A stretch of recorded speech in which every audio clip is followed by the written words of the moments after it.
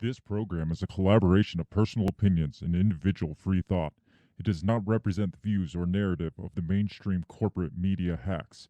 Viewer discretion is advised. And here we go.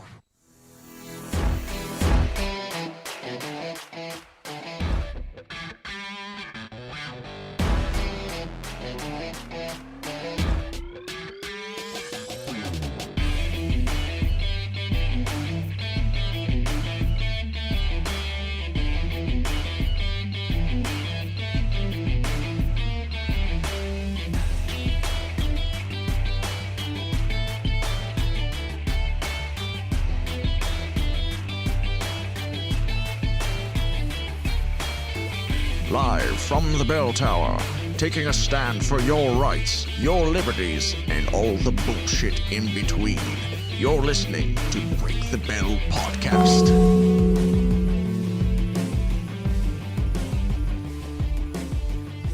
Ladies and gentlemen, welcome to the live edition of the Break the Bell Podcast.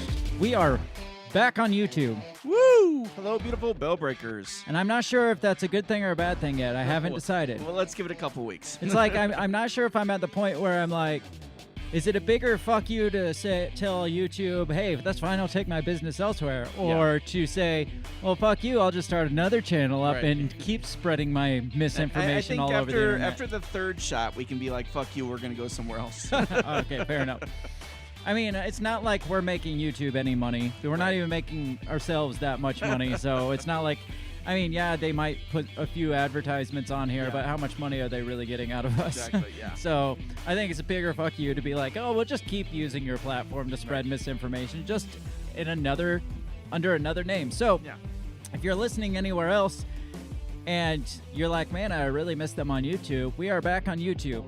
We don't have enough followers yet to get a actual like certified domain name like YouTube/breakthebell whatever, but we will soon. But only you can help us with that by going and subscribing to that YouTube channel. Like, subscribe, do all that fun stuff, because we need at least 100 followers to be able to do that. So go there right now. If you are listening in the future, go there right now. Subscribe to our YouTube channel. Even if you hate YouTube, subscribe to our YouTube channel, because that's going to help us out way more than you think it will. I remember when we broke the 100-person mark the first time on YouTube. Yeah, and I didn't even realize. Such a great feeling. Well, I didn't even realize at that point, because when we first started, you had to have like 1,000 people to get like a what do they call that? Domain. Yeah, where you could a custom domain. Gotcha.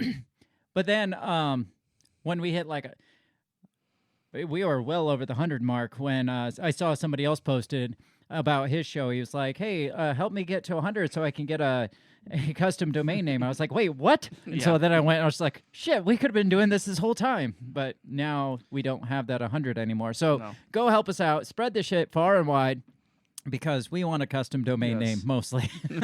That's all we want to do. That's all. All this is just so we can have our own custom domain name on YouTube. I mean, that 2 years in the making, right? And we thought we made it in life, and then we got it taken away. Yes. So go do that so we can keep doing this thing and making it bigger, and stick it to the man, stick it to YouTube, and say, you know what, screw you, we're gonna still keep doing this. Right. And if you shut us down again, we'll probably make like 5 more. I mean, that's what we did on Facebook with our Facebook page. Yes. It's like, hey, you shut down our Facebook chat thing, or forum. We just turned around and made another one. Well, and that's legitimacy for us, as far as I'm concerned, is when Facebook and YouTube drop you, you know you're getting somewhere. Right. So, yeah, we're as legit as it comes, I guess. Right? Every time, like 30 seconds into the damn show, that makes that sound. I know, but and that window it's become pops like up. an old friend. If it doesn't happen, I miss it. I don't miss it. It's a freaking pain in the ass. Anyway, this week, speaking of disseminating like fake news and dangerous misinformation, we're going to be talking about this whole Alex Jones trial where, newsflash, I don't want to give any spoilers here, but he was found like liable for $45 million. Yeah. And that was the punitive part. And I'll get into the difference between the punitive part and then the civil part. Yeah. But yeah, right now he's on the hook for a minimum of $49 million, Okay. and it's just like, holy shit! All because conspiracy theories, Right. fake news. Yeah. And it makes you wonder: is this like the start of something? Is this like setting us up for the future of fake news? Like how they're going to start handling fake news and finding people liable for. Which isn't. Oh, dang it. All right. I'll have to talk to you about it after the show because I don't want to give any spoilers. Okay, fair enough. So, but I was watching Peaky Blinders, and I'm in season 5 now. And if you remember, it's got Mosley, and with the fascist party, and he gives a speech, and it reminded me of some different things that had been going on in the news, and so. But, Okay, so you think you're seeing fascism kind of at work here? No. I think that they're trying to go after anything that they view maybe fascism. Oh, okay. A Gotcha, lot of gotcha. things that Mosley said echoed things that they tried to say that Trump was saying. That's fair. I gotcha. So we're going to kick this off with we're going to primarily be talking about Alex Jones. We're not going to dig deep into conspiracy theories themselves. I mean, they're going to come up. Well, we the have topics to are touch on going them, to come up. But we've obviously. done that show. And and I've actually broke down with my brother on his show, The System Is Down podcast. We actually took a deep dive into Alex Jones and how we think he's Bill Hicks, which I'm still... Interesting. I mean, if you look at their faces and stuff, and you look at the time Bill Hicks left this earth, and then about the time Alex Jones started becoming a national public figure, it's right about that same time period. Interesting. So I could see it. But then when you listen to Alex Jones talk, you're like, that guy's not fucking Bill Hicks at all. So we did break that, like we deep dove into his history and his past and stuff. And we're going to talk a little bit about his past. But primarily we're just talking about like how he has impacted conspiracy theorists, how dangerous his information could or could not be, like the stuff that he's putting out there. Like, is it actually dangerous, or are people just blowing this out of proportion? And then also, like, what precedent does this set for people like us that disseminate fake news on the daily basis? So that's what we're going to talk about. But before we do, obviously, we got to mention our sponsor who fully supports the dissemination of fake news. That is Run Your Mouth Coffee. They support your right to say all the fake news you want without getting sued for $45 million. Yes. You got lost there. I was gonna wait. I will wait for you. No, I turned it down. I will wait for you in your phone call. That's fine. No, it was a text. Okay, fair enough. It's okay. That's okay then. Go to rymcoffee.com. Tell them we sent you by using the promo code BreakTheBell, and you'll get not only delicious coffee, which we found out is why the U.S. split from Britain last night on the weekend wrap-up. Yes. But you will also support companies that support your right to say fake news. Yes. And do you think Run Your Mouth Coffee sponsors Alex Jones? I'm gonna say they probably support his right to say what he wants to say, but not necessarily what he says. Okay, fair enough. That's more like Run Your Mouth Coffee. Yes. They support your right to be able to say fake news. Yes. They might not support your fake news so much. So rymcoffee.com. It's delicious and they're awesome. That's all. I like it. You like it? Let's get into this show because we can. Yes. Because we're just going to keep talking until we find a place to start. So let's just go. Let's just go for it. When we come back, we're going to talk about the dangerous conspiracy theories. Check us out all over social media. Like and share, subscribe, especially on YouTube so we can get that domain name. We will be right back in just a second. What did you say? You talking to me? What the heck are you talking about? What did you say? What did you say? What did you say? Are you talking to me? Are you talking to me? Are you talking to me? What are you talking about? What are you talking about? What are you saying? What did you say? Are you talking to me? Well, maybe he was talking to me. What did you say? Talk to me. What in heaven's name are you talking about? Talk to me, baby. What did you just say? What did you say? You listen to me. you talking to me? Are you talking to me? What the hell are you talking about? Who are you talking to?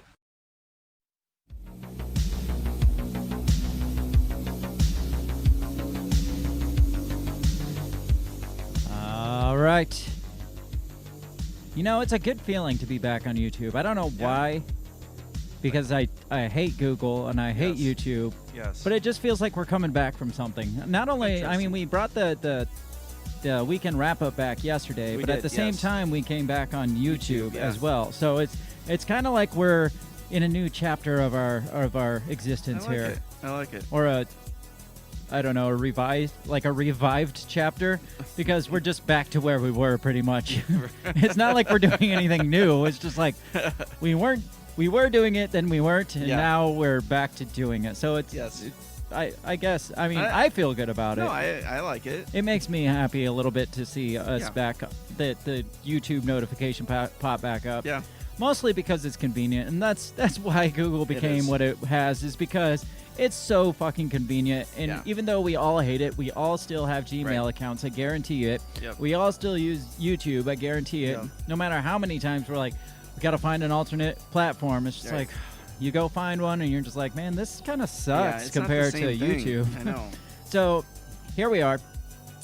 You don't know how many times I try to spell Odyssey for people. Well, yeah, because it's not spelled right. It's not spelled correctly. Yeah. It's spelled EE instead of like EY. Where can we watch you? Are you on YouTube? No. No, we're on Odyssey. But we're on Odyssey. Odyssey. That's where, I mean, we're still on Odyssey. Yeah. So if you still hate YouTube, we're still on Odyssey. I'm just not live streaming there because upon like asking people's opinions and stuff, they said the stream was really choppy and shit on Odyssey. So I figured, let's not waste our resources with the live stream there then, if it's not going to work anyway. Right. So, Alex Jones. Quality. Yes. What do you know about Alex Jones? Can you tip that mic down a little? It's like kind of pointing at your nose. That's where I talk. Oh, okay. That's why you sound so nasally. Let's see. What is he? Radio talk show host, conspiracy theorist. He's got that gravelly voice. It's pretty distinctive. I would say his voice is about as distinctive as Rush Limbaugh's. The New World Order. Yeah, right? Turn the freaking frogs gay. Turns all freaking red and his veins pop out of his neck while he's going crazy. Yes. And let's see. I feel like because he has his own like audio engineer. He's not doing it like I am in the middle of it. Right. Somebody's doing it, but I feel like that guy's got to be like, damn it, he's yelling again. Got to turn that shit down. He probably keeps his like that. Anyway, carry on. So he's come out with some whoppers. They're the biggest one I think of is Sandy Hook that he mentioned. That's his biggest right now. That's his biggest one right now. Yeah, obviously. And then but he's kind of ridden that line. I don't know. I've never been a fan of the guy. No, personally. I feel like Alex Jones is, if you've ever been big into conspiracy theorists and gone down the rabbit hole, that's like everybody's kind of jumping off point, and like as soon as you become a conspiracy theorist, it's just like, oh, you should listen to this guy. He's talking about this and all these things that that you're falling down the rabbit hole in. Right. And then the more you actually look up shit on your own and then keep listening to him, you're just like, why I'm connected to that guy? Which is why some conspiracy theorists think he's just controlled opposition. Yes, and I'm going to get there too. Yes, I believe that too. So because anytime anybody hears conspiracy theorist, it's just like, oh, you're just another Alex Jones. Right. You're just a nut job that screams about the fluoride in the water turning the frog gay. You're that kind of guy. It's like, no, I'm not. I don't listen to Alex Jones. Yeah. I am guilty of, like, probably 4 or 5 years ago, I did listen to like 2 episodes of his, and I was like, oh, this guy makes, because you'll Google a certain topic, and then his video will pop up, and you're like, oh my gosh, this guy, this shit's nuts. Have you heard this? And then you'll reach out to somebody else who's been in conspiracy theories and been like, hey, did you hear this stuff? And they're like, oh, that's Alex Jones. Yeah, right. And it's like, don't listen to that guy. Yeah, it's just like that's you don't even know. That's just like right here. It goes like so much deeper. And to me, he's yes, a conspiracy theorist, but he's more of a political / conspiracy sensationalist is what I'd call him. It's not like your most normies' idea of conspiracy theorist is Alex Jones, Right. when in reality, many conspiracy theorists are more like me, or like I call myself a conspiracy enthusiast because I'm not Alex Jones. I'm not out like trying to push this shit off on everybody. It's Right. just like, this is interesting. Let's look at this from this angle. Because, no, I don't fucking trust the government, so I could see how this could be possible. Or this documentary makes a lot of sense. But, I mean, there's a lot of stuff here that doesn't make sense. So I'll take the stuff that does Right. and decide for myself and not just, like, listen to one YouTube channel's information and Right. make that my biblical truth. But, again, most people that don't venture down that realm, they just view Alex Jones as your everyman. He's kind of the face of he's a conspiracy poster theorists. child. Gotcha. Okay. Poster boy for conspiracy That's scary. theorists. That's really scary. Yeah, and like I said, he's a sensationalist, and Yeah. that's all he's been. Like his entire career is just taking a theory that may be legit or may have some legitimacy to it, and then he sensationalizes it to the point where it's just like, dude, this is not healthy. If it's not dangerous, it's at least, in the very least, it's not healthy to listen to that kind of talk continuously. I mean, the guy himself is not a healthy. I think he's mentally unstable, or at least he puts on a very good persona of it. Right, yeah. And a lot of me wonders if the majority of it is just an act, Right. because he knows it gets the ratings. Right. So, hang on, let me look where we at. He's literally, speaking of sensationalism, he's like literally a bullhorn type guy. Like he will literally go out with a bullhorn and yell at politicians and yell at like parents of victims and stuff on the sides of the road. So he, like when you think of the metaphor of a bullhorn type guy, he is literally that. He actually got fined, I think, for using a bullhorn without a permit, which I didn't know that was a did thing. not know you required a permit to operate a bullhorn. Right? Yeah. Like, what's the training procedure and for bullhorn operation? Okay. And do you have any past experience with the bullhorn? Yes. So some of the big things, and I'll talk about them more. Because you said his big one is Sandy Hook. And that's why I was like, well, that's what he's known for now. Right. But he became most famous, when he infiltrated Bohemian Grove. Yes. Yep. Back in 2000, I think it was, 99, 2000. Yeah. He got the camera crew and snuck into Bohemian Grove. Yeah. And if you're not familiar with conspiracy theories, Bohemian Grove is like a political frat boy party in the middle of the woods with a giant owl statue. Perfectly normal, obviously. Right. Well, yeah. Who doesn't have a giant I owl? mean, from what I've heard, it's primarily male politicians, if not all, and there's a lot of deviancy there. Okay. So for whatever it's worth, it's basically a frat boy party, but it's like all these like elitists. It's mostly politicians, but I think it's all these other big shots that it's just like summer camp for them to get drunk and do deviant shit in the woods. And they also have this giant weird statue of an owl out there. Interesting. And they do like, according to, because I've watched part of his documentary, they do like mock human sacrifice to this owl. Interesting. And, well, he said, obviously sensationalized it and said they were actually sacrificing and they were worshiping Moloch, is what he called this owl. Oh, sure, yeah. Even though I'm pretty sure Moloch wasn't the face of Moloch, a bull, like in biblical times or whatever. So I'm not sure how he makes the connection with the owl and Moloch, but yeah, there's got to be something there, though, some symbolism there. It's like, why the fucking owl? Like, why? Like, what's going on here? Yeah. But that's when he kind of kicked off his sensationalism. Right. And then Y2K was a big one for him, too. I think we talked about that. Yeah. Where he went nuts on Y2K.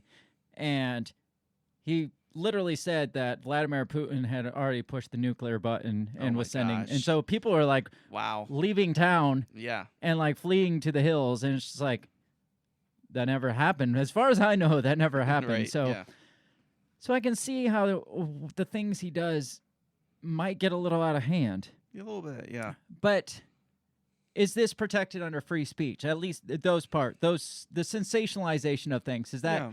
Do you think that's protected under free speech? I think it is. Yeah, I do. I mean, Even if people like lose their mind and run to the hills because Well- you told them something was happening that wasn't. It's not like that was back in social media days Yeah. where people could just get online and be like, "Oh no, you didn't do But that." I mean, how is that any different than the CNN talking about this killer virus and Mm-hmm. how you need to stay in place, mask up. I mean, how is that any different? I mean, because the mainstream narrative said it was different. Right. Because exactly. that's what they said and not what he said. The one thing I compare it to is like tabloids. You remember the tabloids of the 90s? I mean, Yeah. how many times did you walk through a grocery store and see an end cap and it's just like, oh, the White yeah. House is burning and a face of Satan was in the clouds of smoke. And it's like, holy shit. Well, I mean, from what you tell me with this Y2K stuff, I mean, it kind of reminds me of the Orson Welles Martian attack. Yes. What was that? War of the Worlds. War of the Worlds. Yeah. And people were like, Yeah, literally lose. I mean, did the radio station get any lawsuits or litigation brought against them? I don't know. That's a good question. But I mean, I from what I heard, people were like freaking committing suicide. So Holy shit. Yeah. Good God. Yes. But it's like on one hand, there's got to be a sense of responsibility for some No, of that and I stuff. understand, especially if you're, a so-called journalist or whatever. I think, if people know who someone is, I don't know. I guess I take everybody with a grain of salt. I guess there are people who would listen to someone and be like, "Oh shit, pack up your shit and let's go." There are tons of people that buy Alex Jones for the truth, like the Word of God truth. Like, Yes. I mean, yeah, I know a lot of people that listen to Alex Jones, and I mean, and they never get past the point where it's just like, oh, this guy's kind of crazy, but the things he talks about, we should look into those things. But he's kind of a nutcase himself. So yeah, I mean, there's tons of people that think that what he's saying is actually true. But again, free speech, not free speech. It's like, what responsibility do these people have? Yeah. So let's look at the current thing that's going on, which is this lawsuit, which was over the Sandy Hook stuff. Okay. So this article is from the Associated Press. This is from August 5th. It says Alex Jones is ordered to pay $45.2 million over Sandy Hook lies. So first of all, have you looked into any of the Sandy Hook stuff? I'm not going to Yes. dig into it because I don't want a $45 million Right, exactly. lawsuit. Yes, I have. And funny thing is, my someone I've met recently and I've been talking to is very big into that whole thing and has been sending me different information on it based on the fact of his opinions towards it. But it's safe to say there's some weird shit surrounding Sandy Hook. Yes, there is a You lot can of look weird at shit. some of that stuff and be Yes. like, I get where you're going with Yeah. that. But is this guy out like screaming at the parents that they're liars and crisis actors and No. their child never died? No. I mean, Yeah. again, like, yes, I will look into all sides of a story Right. because I think people should look into all sides of a Yeah. story. But then there's Alex Jones, and on one end, people are like, well, he should be allowed to question. Yes, he should be allowed to Yeah, question he this should be stuff. able to. Yeah, and I would say he could even talk about it on a radio. But I Right. think confronting parents and stuff that's a line too far. Yeah, especially when you're just like flat out calling them liars to Right. their face, and then people are like losing their minds and like sending them death threats and right. shit. It's like it all comes down to, like they say, great power comes with great responsibility. Yes, like when absolutely. you have the platform that Alex Jones has, Yes. you have to kind of feel somewhat responsible for Mm-hmm. the things that happen. And it's the same, like we rail against January 6th and how that's all bullshit and how, no, Donald Trump didn't call for an insurrection, Right. in my opinion. Yeah. Is he somewhat responsible for the things Yeah. that happen? Yeah, he's probably Absolutely. somewhat Yeah, responsible. when you say, hey, we got to fight for our rights, party. let's go down there and tell them what we think. Yeah, even if somebody misinterpreted everything you said, Yeah. You still have you that still have a responsibility when you bit have of that platform. responsibility on Absolutely. And so, yes, he has a right to have that platform and to say those things. but he also bears the responsibility of having to pay out $45 million for the things Sure. that he says. I don't know. $45 million. That seems overboard to me. That seems Yeah. like overkill. That's like. Well, I mean, their lawyer, the prosecuting lawyer, basically said, not only do we want to take down his business, we want to make sure this guy never has a yeah. platform again. And it's just like, and they wanted to send a message to everybody else out there that may be like him or down the same stream of him to say, hey, you guys, you can think it, but don't say it. I mean, Alex Jones is the big fish when it comes to Yeah. fake news.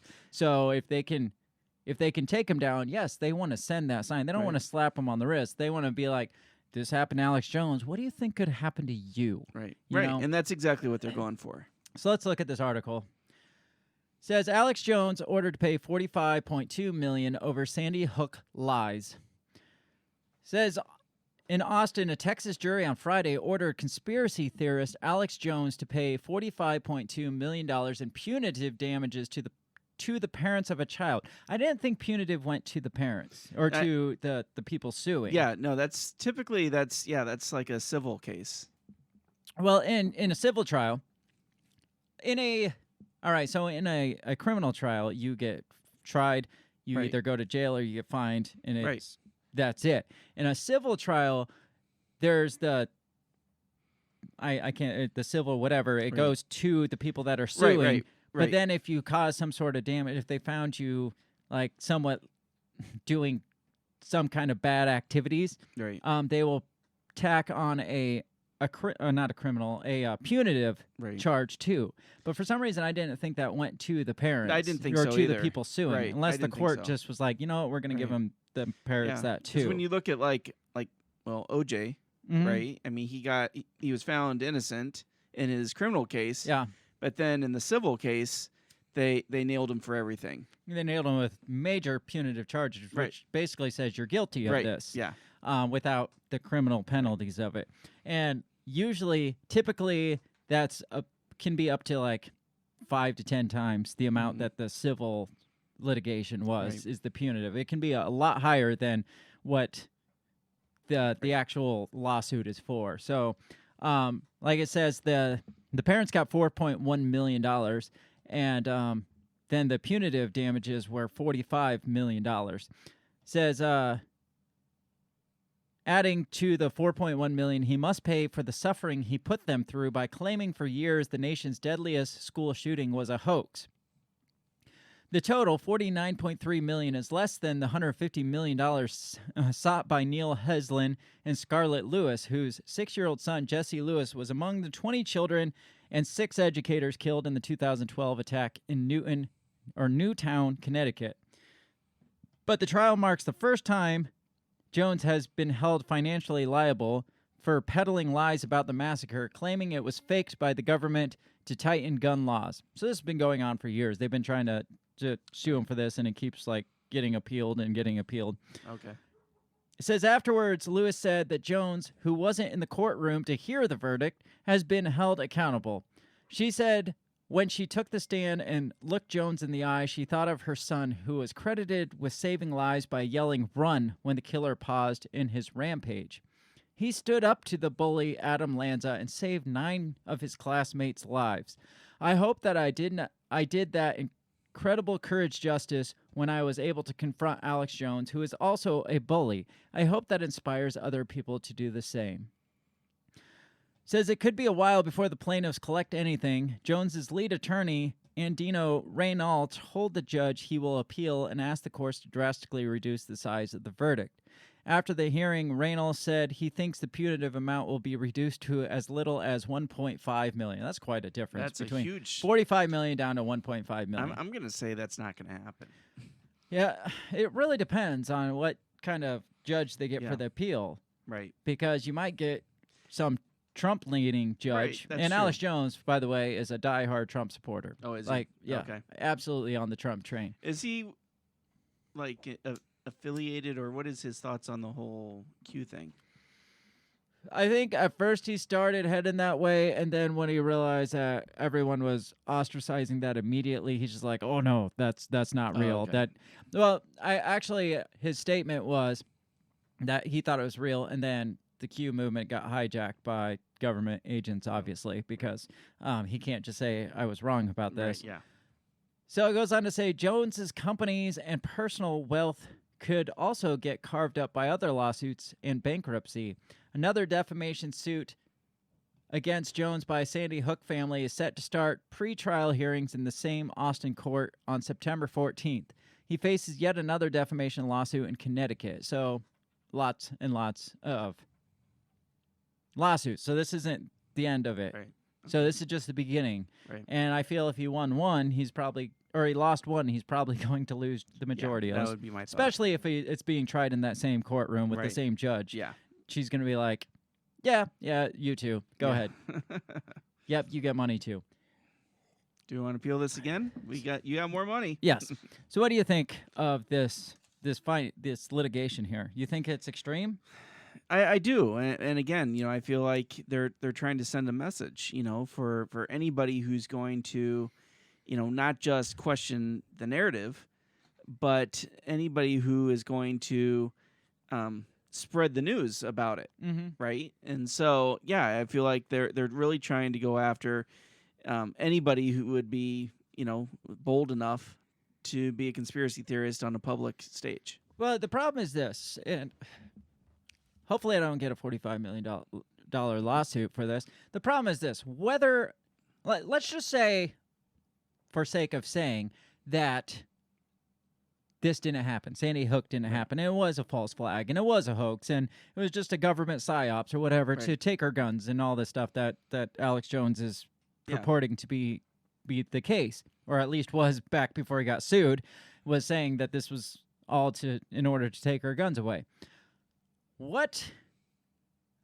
How do you come out and question that when it's something like 26 kids died in the biggest shooting? How do you question that even if it was false? Right. How do you stand up and be like, "No, your kids didn't die"? No. I mean, it takes balls for sure. It takes some big freaking Alex Jones sized balls, I guess.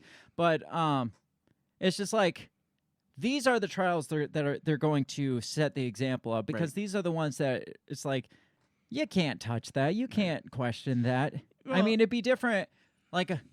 I've seen a lot of people questioning the Boston bombing or questioning 9/11, or Vegas. way more people died in those things. Oh yeah, absolutely. But we're talking the children here. It's you can pull out the heartstrings of the populace with the children and don't question that narrative. And it honestly is hard for me to even question that narrative, because it's I don't want to say that somebody's kid didn't freaking die, because what if I'm wrong? But again, I mean, it's not that he's reporting on these things and the weirdness of it. It's the fact that he confronted the parents outright. Yeah, and he was in their face publicly, making an ordeal about it. Not only that, but then, like I said, also his followers take it in their own hands and send hate mail to the parents. There was apparently, I don't remember which article it was in, but one of the fathers of one of the kids that maybe did or didn't die, apparently there was a drive-by shooting at his house and he says it's over this. And so, I mean, people that get into this crazy train that he's on, a lot of times you'll see in these different events that they take things into their own hands, whether or not he's saying, hey, you got to do something about this. You need to go and confront these people. I don't think I've ever heard Alex Jones actually say that, but people are doing that. Right. And they are taking matters, and they're going all vigilante and trying to find answers on their own, because they've learned to distrust this system to a point of violently distrust the system. Right. And I don't know, where do you go with that? Because we don't trust the system, and we support being able, standing up to a certain oppressive system. But then you have Alex Jones and his followers actually are becoming vigilantes more often than not, it seems like. Well, do you remember when this was, what was it, 2008, 2009, where there was that Arizona senator who was shot, Gabby Gifford, I think was her name. Okay.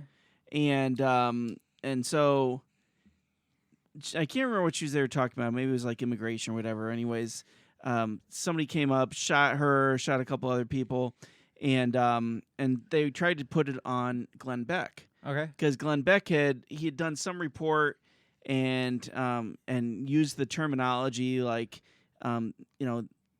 these are the targeted individuals or something, and so they were like, oh well, he used violent language and tried to come after him for that, right?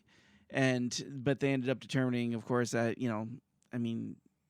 target is kind of it's a pretty vague term. It's a very vague term, and so it's hard to say that him using that terminology is what prompted this individual. And then when they went back, they found out that this person was, not even a Glenn Beck follower and all that stuff. But I don't even know who the hell's Glenn Beck. But that was a pathway that they were like, trying to pursue.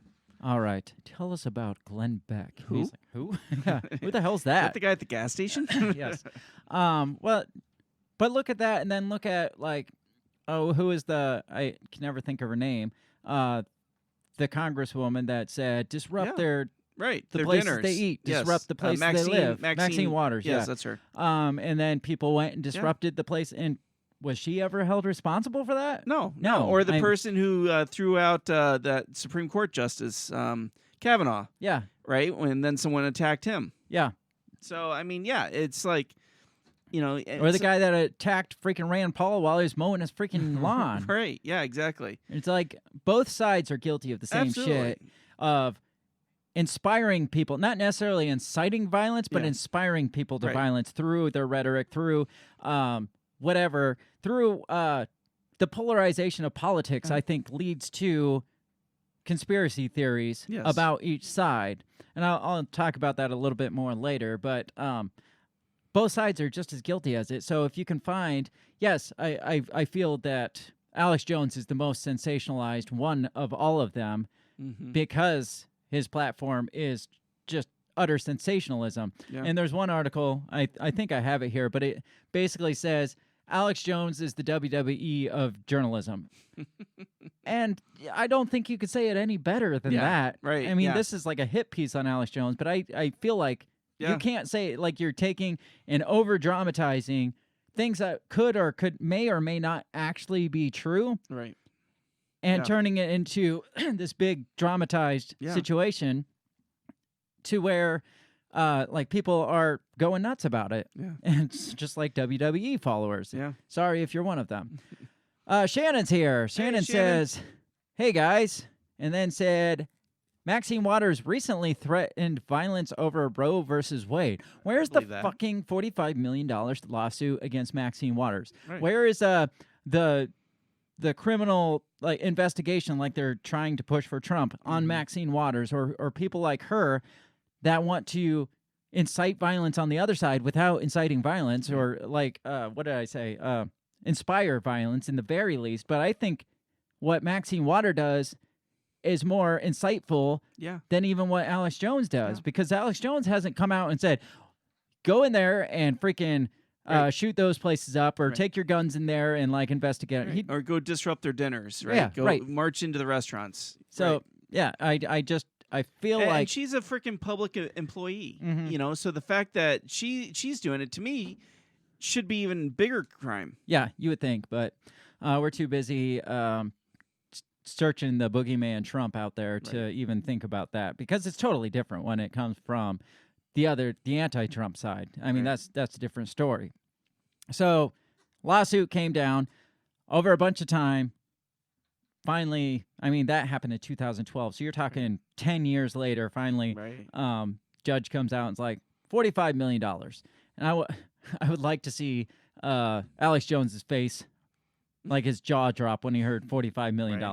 Because I don't feel like maybe in his prime, Alex Jones was worth $45 million, but in the last 4 years, I don't feel like he's worth $45 million at all. So, I mean, like I was saying, his crowd is known to take things into their own hands. So, do you think justice was served here? No, I don't. By any means? No. Do you think free speech applies to what Alex Jones does? Even though we have come to the conclusion he should be responsible, you think free speech applies here? No, I think it does. But again, Like, should this be protected? The things that he does and getting in parents' faces, should that be protected under free speech? I think because, again, when you're getting in someone's face, you're crossing a different line. Mm-hmm. Should he be able to say the things he says?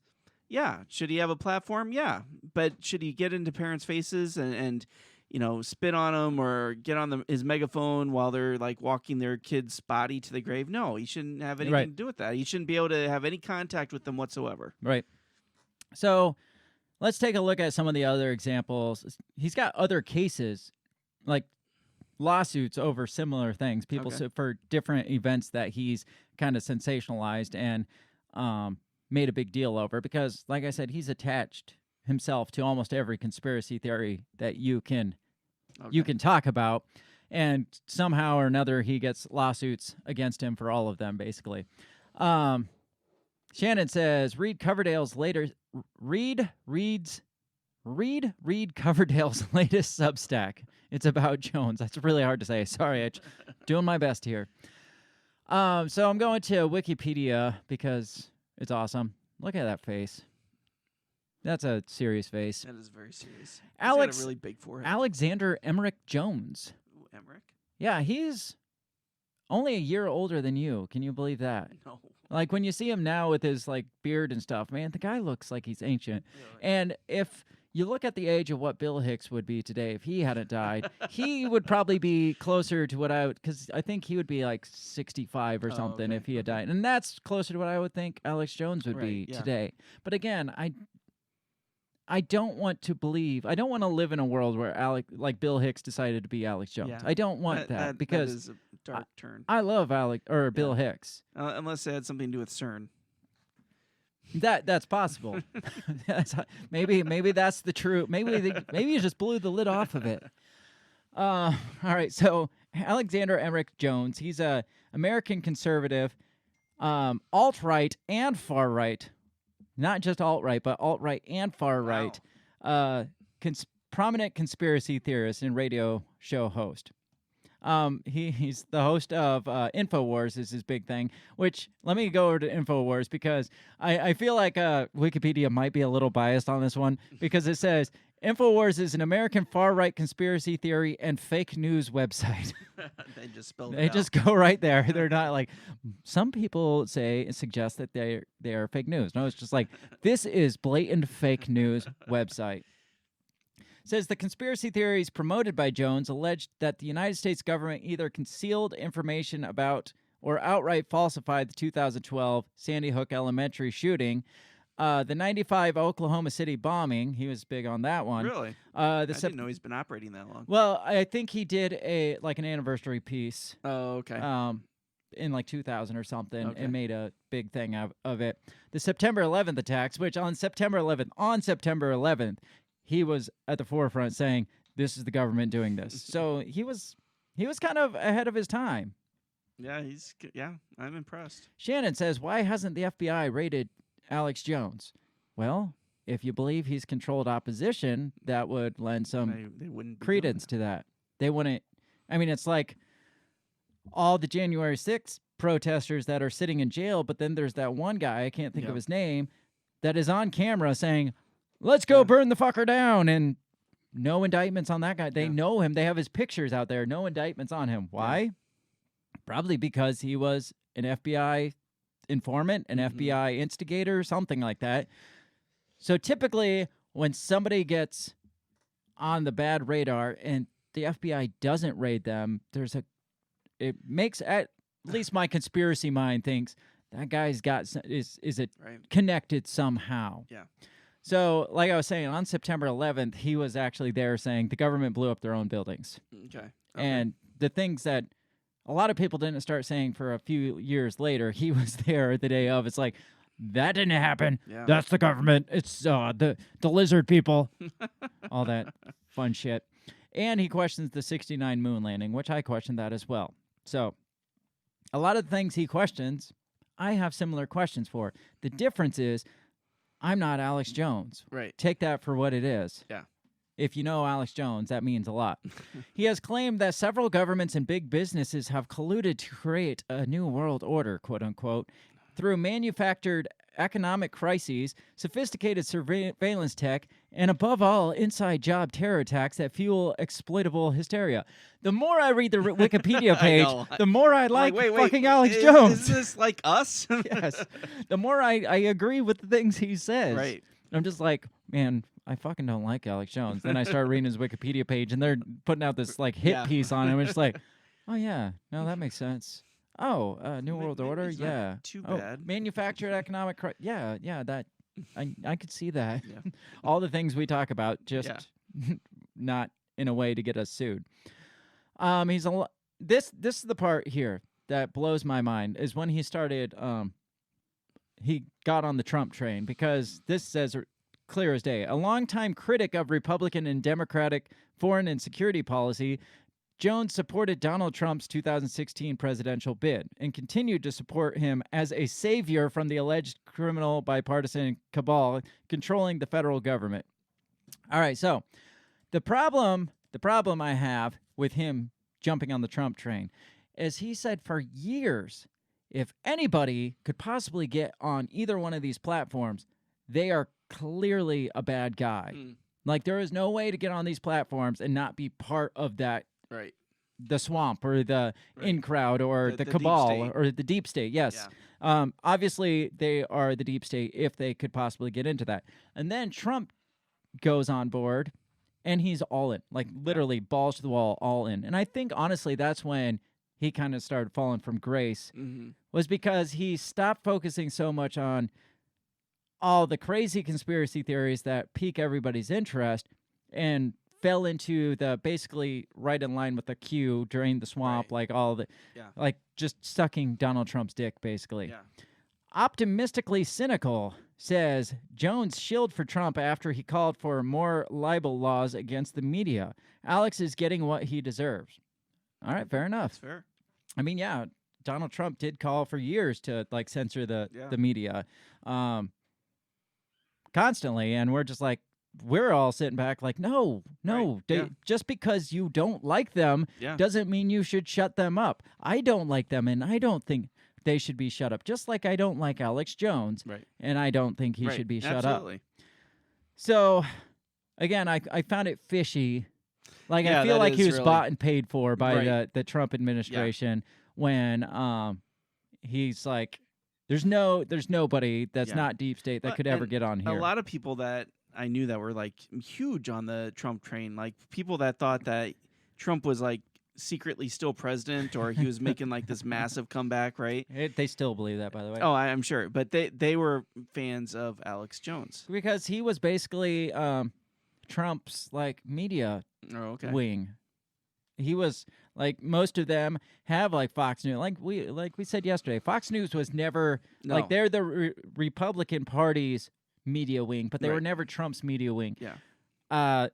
Alex Jones became that for Donald Trump, and Tucker Carlson, I guess, is kind of more on that role Is he a for Trump the main. fan? I mean, he's more a Trump fan than he's like a never Democrat, basically. Oh, okay. But I'm pretty sure Tucker Carlson's had Alex Jones on his show, which is Probably. really weird to me. But it says a staunch supporter of Trump's re-election, Jones supported the false claims of electoral fraud in the 2020 election. And on January 21st, or January 6, 2021, he was a speaker at the January 6th rally before the attack on the U.S. Capitol. Interesting. So he probably had something to do with that too, I'm sure. Yeah. So that was just the intro to Alex Okay. Jones. All right. What do you think so far? More than you knew about him? Yeah, more than I knew about him. Like you said, it sounds like he kind of skates in the same circles as us.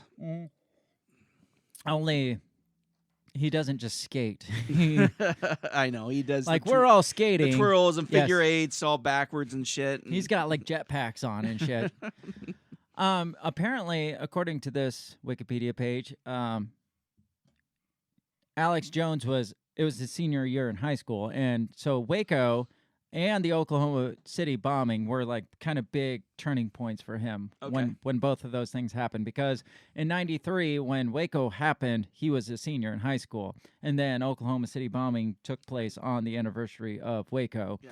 And so those, I think, kind of molded him into the conspiracy theorist that he is, which rightfully so. I mean, seeing both of those things, and our guest next week, which is going to be an awesome guest, we're going to talk about some of these things being like Waco and the Oklahoma City bombing, a lot of the anti-government sentiment of the 90s and all these events that surrounded it. Our guest is Jose of the No Way Jose podcast. If you've heard his show, you know who I'm talking about. If not, go listen to it. Specifically, he did a 5-part series on the Oklahoma City bombing with another guest.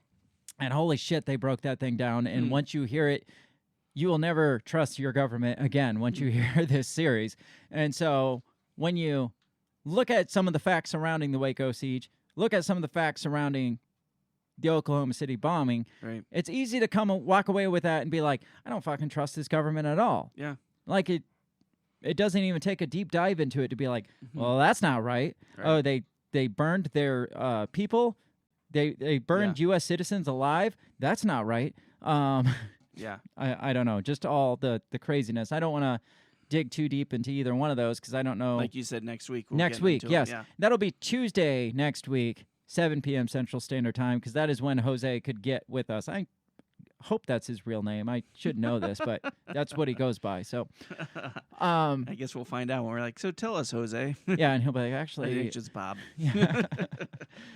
Anyway, come back for that. That's going to be an awesome conversation. I can't wait for that because I've been wanting to do an episode about the 90s for a while now because it's intriguing to me. Yeah. The events of the 90s and how it was basically Oklahoma City that kind of put an end to like the militia groups and stuff. And because that was like their January 6th. It's like once that Oklahoma City bombing happened, if you had any ties to any like gun show group or militia group or anything like that, you were automatically tied to, you're like Timothy McVeigh. So it just became, you are now associated with Timothy McVeigh if you had any interest in any of this anti-government movement stuff. So that kind of put an end to all of that for a while. Right. And now we have the Trump shit. So we're back. We're back. Back on track. So those were the two things that kind of got him started, I guess. Because it talks then about his early broadcasting career. He started on a local radio station. He got fired because he was too basically extreme. That's no surprise. Basically, they said it was difficult to sell advertising on his show. He says it was purely political, and it came down from on high, or like the higher-ups in the company. I was told 11 weeks ago to lay off of Bill Clinton, to lay off of all these politicians, to not talk about rebuilding the church, which was the Waco church, actually, that he was trying to help rebuild, and to stop bashing the Marines, A to Z. So basically, they're like, stop talking about all this crazy stuff. You're too much for us, man. Yeah. So they let him go. And then he went on to start his own show, InfoWars, which actually started out as mail order videotapes. Interesting. I did not know that. It was him and his wife at the time, Kelly Jones. I can see them doing like a commercial on USA Up All Night, you know, like it's like buy Infowars.com. Or there wasn't a .com back then. Oh yeah. I don't know what you'd call Just Infowars. Live in color on Get the old VHS. VHS set. Yes. So I said live in color on VHS. You don't want to miss it. It's like in 6 weeks from now, you can hear how the government is trying to put fluoride in the water and make the frogs gay. I could see that at like 2 in the morning. Yeah, you know it's it. like, holy shit. All right. Says, he started his own show. Let's get to some of the trials that he was connected to because it ties into some of the conspiracy theories that he connects himself with. Obviously, he's been banned on social media. I got to find this. I got to find this section. Wikipedia is too long. His early political activities, he was removed from a George W. Bush rally in Texas. He interrupted Bush's speeches and demanded the Federal Reserve and Council on Foreign Relations be abolished. Okay, that Alex Jones I can support. Right.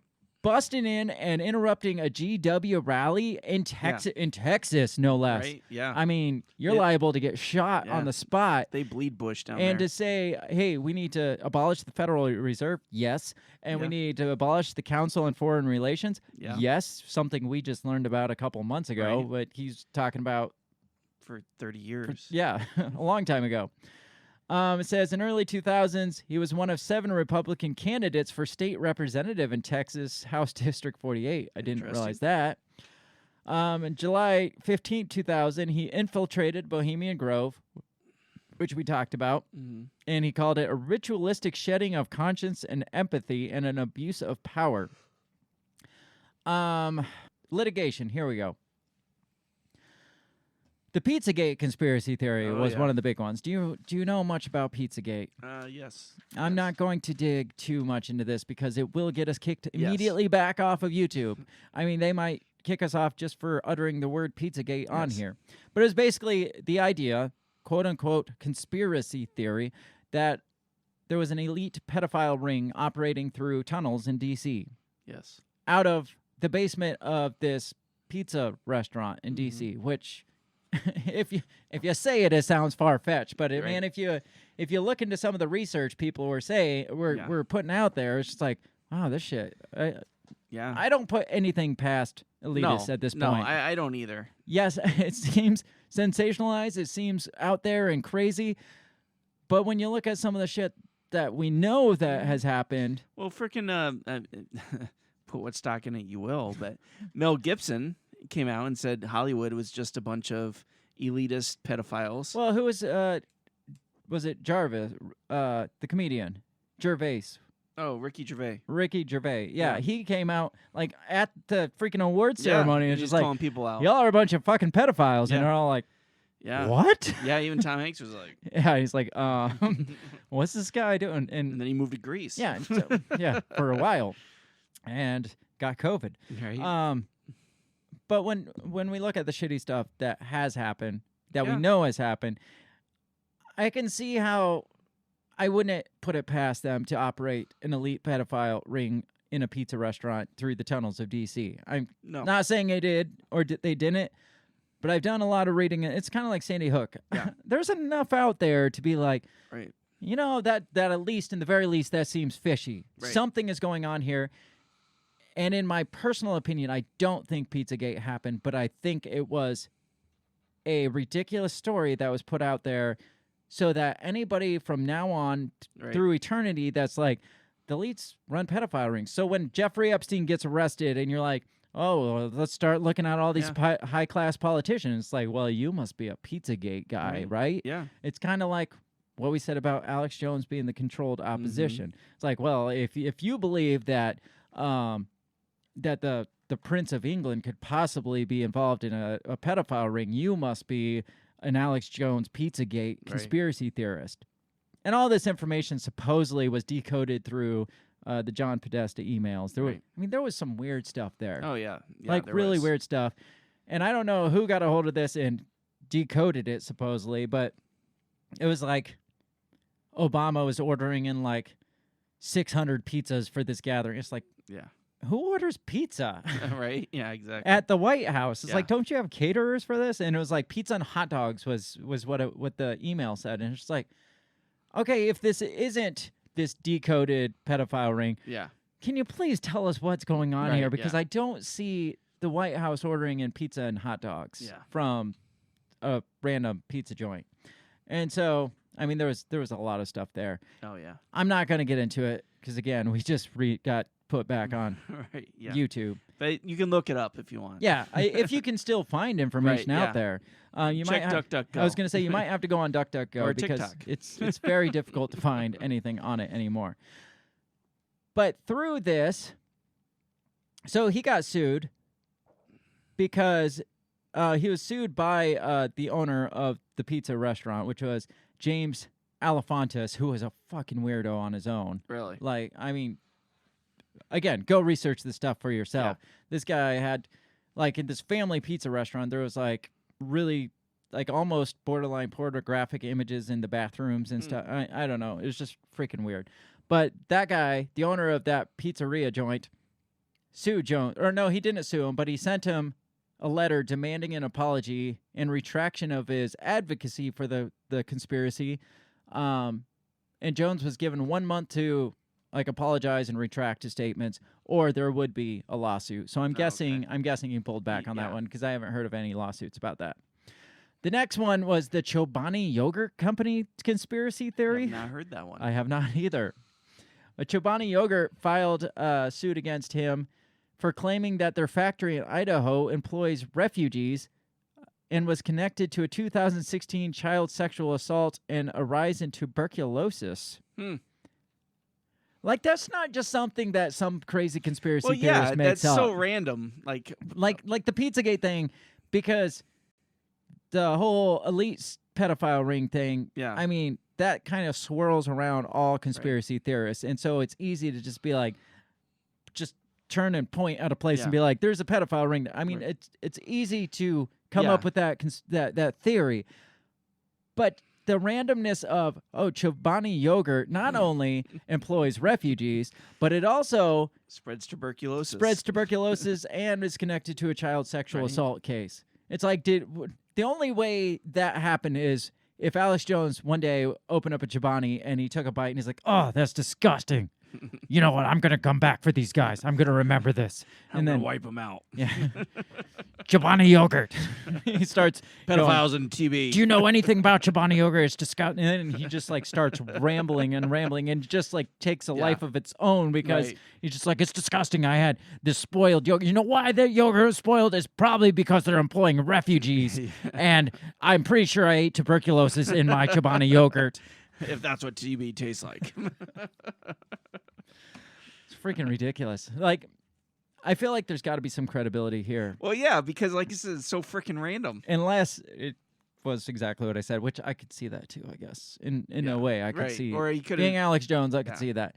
So they filed suit. He apologized and retracted that statement too. The problem I have with Alex Jones is he has supposedly this attitude of I'm just going after this, but every time somebody comes after him, he's just like, oh, I was just kidding. I didn't mean that at all. Right. And so it's just if you are guided to speak out against something, if you're that passionate as Alex Jones portrays on his thing, that he is that passionate about it and it is that serious and it's that real, then you shouldn't be retracting your statement. You should just take it for what it is. Just look, motherfucker, I feel like this is what's happening. And especially pedophile sex rings, kids getting raped and shit like that. Yeah. It's if you're speaking out against this and they're coming after you, you think if you felt that you were telling the truth, you would see that as this is more proof that this actually exists because they're trying to shut me up, which Alex Jones goes there anyway. Right. But instead, he retracts his statements all the time, and it's well, you weren't really that passionate about it. Maybe this was mostly an act. Yeah, no, that's very true. But on the other hand, though, if he was controlled opposition, he wouldn't retract. That's true too. He'd have no fear for reprisal. Yeah, so I don't know. I don't know where I stand with him. He's just an actor, then, in my opinion.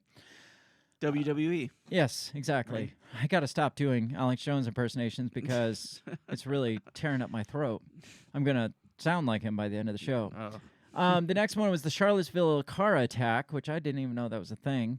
In March of 2018, Brennan Gilmore, who shared a video he captured of a car hitting counter-protesters in 2017 Unite the Right rally, filed a lawsuit against Alex Jones and 6 others.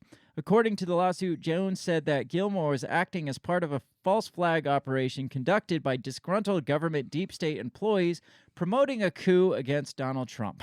So he sued, or he sued Jones to be no, I don't work for the deep state. I ran them over on my own accord.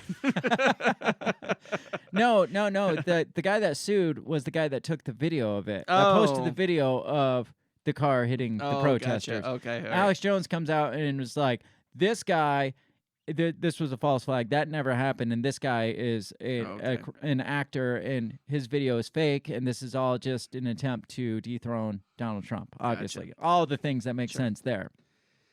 Gilmore alleged he received death threats from Jones' audience. There's the connecting dot. Well, also Trump fans who are highly passionate. I forgot. Back to Pizzagate. Talking about like passionate followers, passionate listeners that take things into their own hands. I forgot to mention, on top of all the craziness around that and Alex Jones, a guy actually went into Comet Ping Pong. I was going to say Pizza Planet, but that's Toy Story. Comet Ping Pong with, I think, an AR, and like he didn't shoot anybody, but he shot a few rounds off, and he demanded to be taken down and shown where the pedophile, like he was a vigilante style. Wow. Like Okay. he's like, I'm gonna get to the bottom of this. Alex Jones told me that this happened, and I'm gonna go find out on my own. And so, Wow.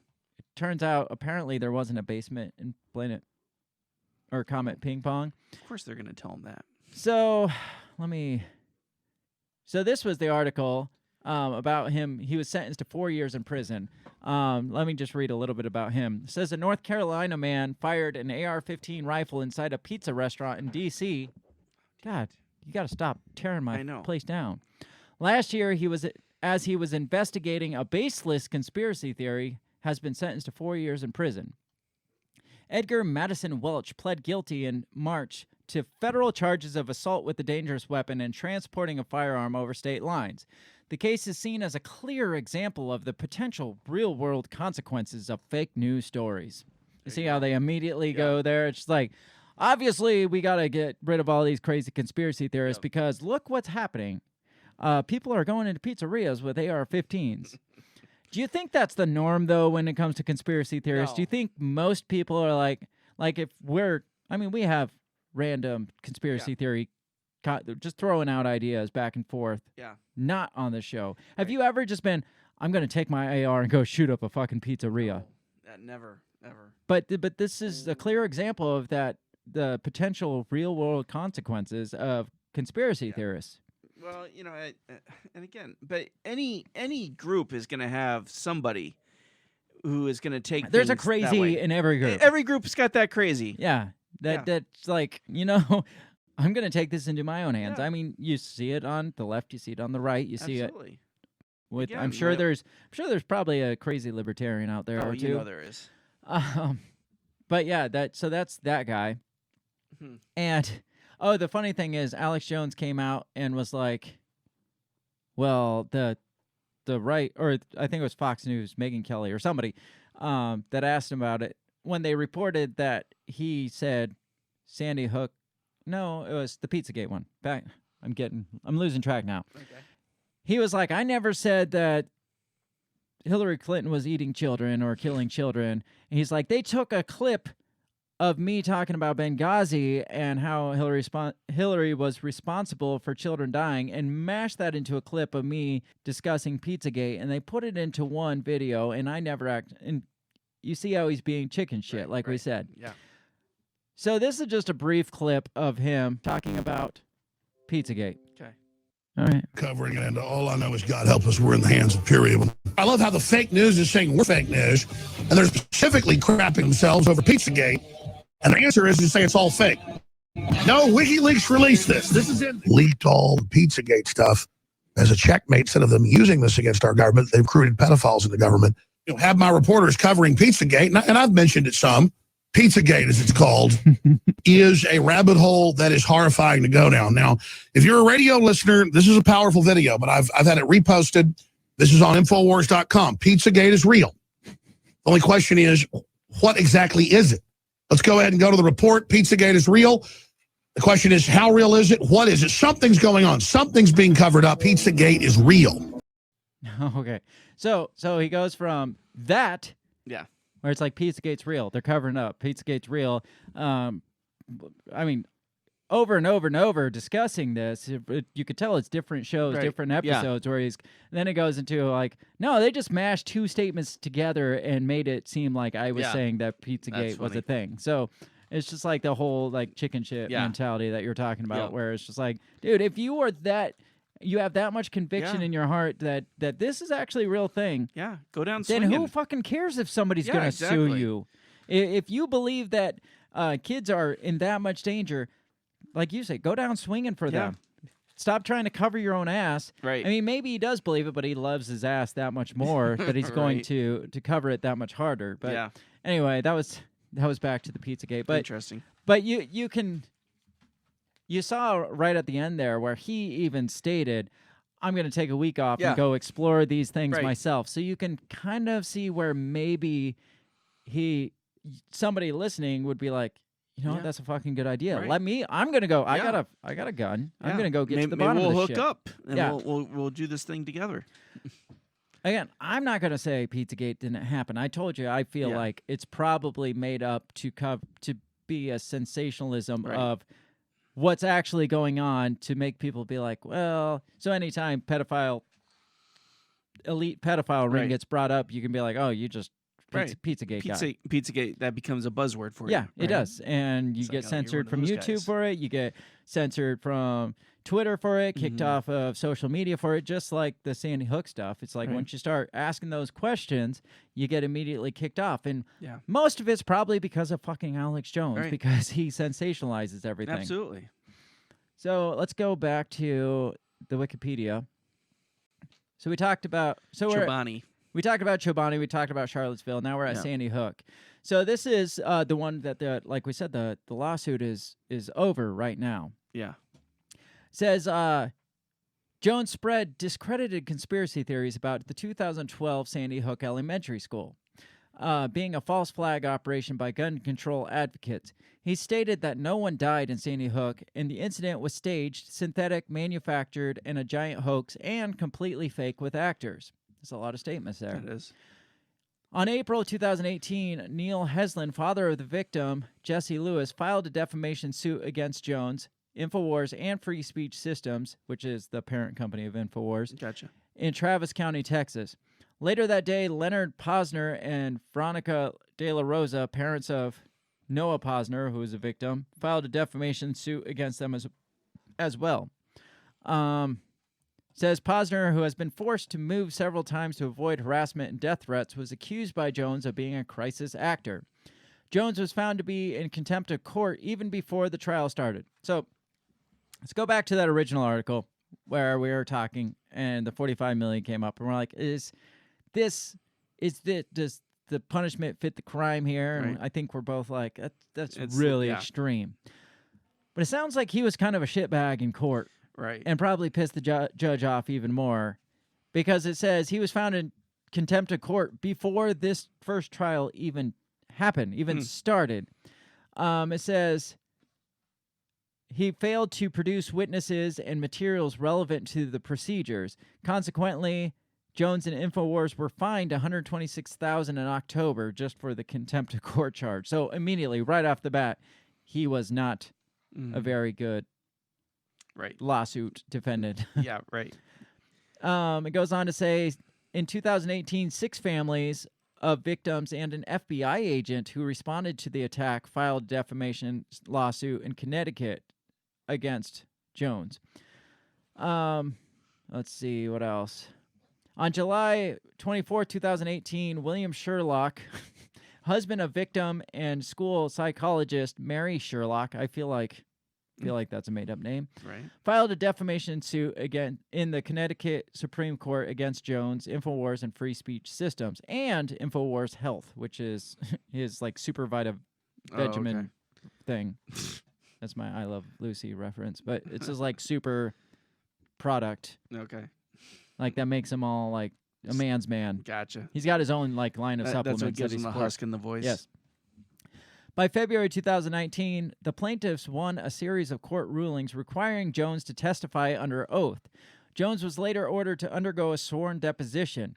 He was also ordered to turn over internal business documents related to InfoWars. In this deposition in the last week of March, Jones acknowledged the deaths were real, stating he had almost a form of psychosis where he basically thought everything was staged. Wow. So he goes for... So this is 2019. So 7 years saying how fake this thing was, how it was all hoax, how this was all staged. He gave all this evidence, showed video clips of it, Yeah.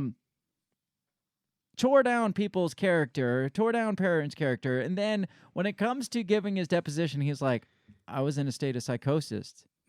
He pleads the insanity plea. Basically, yes. That's insane. Is that not the shittiest? I mean, Yeah. that's low. That's fucking low for even him. Yeah. Says on April 6, 22, according to the AP and the Daily Beast, a lawsuit was filed in Texas by Sandy Hook families accusing him of hiding assets worth millions of dollars. So here's another thing. This lawsuit alleges, because he's claiming to be bankrupt now, it alleges that he took $18 million from InfoWars in 2018 and kind of moved it around to other companies to make him look like he was, no money. Yeah, had no money. So he's just being shitty. Yeah. Alex Jones being shitty. Says on June 2nd, Jones's attorney asked the judge to drop the case in Connecticut. The judge said she had heard this before, citing 13 times in the past 4 years when Jones' attorneys asked to they were asked to drop themselves from the case. Oh. So they wanted to drop themselves from the case. And apparently 13 times in 4 years, his attorneys kept replacing themselves with each other and dropped the case. And so she ordered the lawyers to remain on the case and represent him. So they just kept like swapping out and swapping out. Right. She's like, fuck just you playing guys. Games.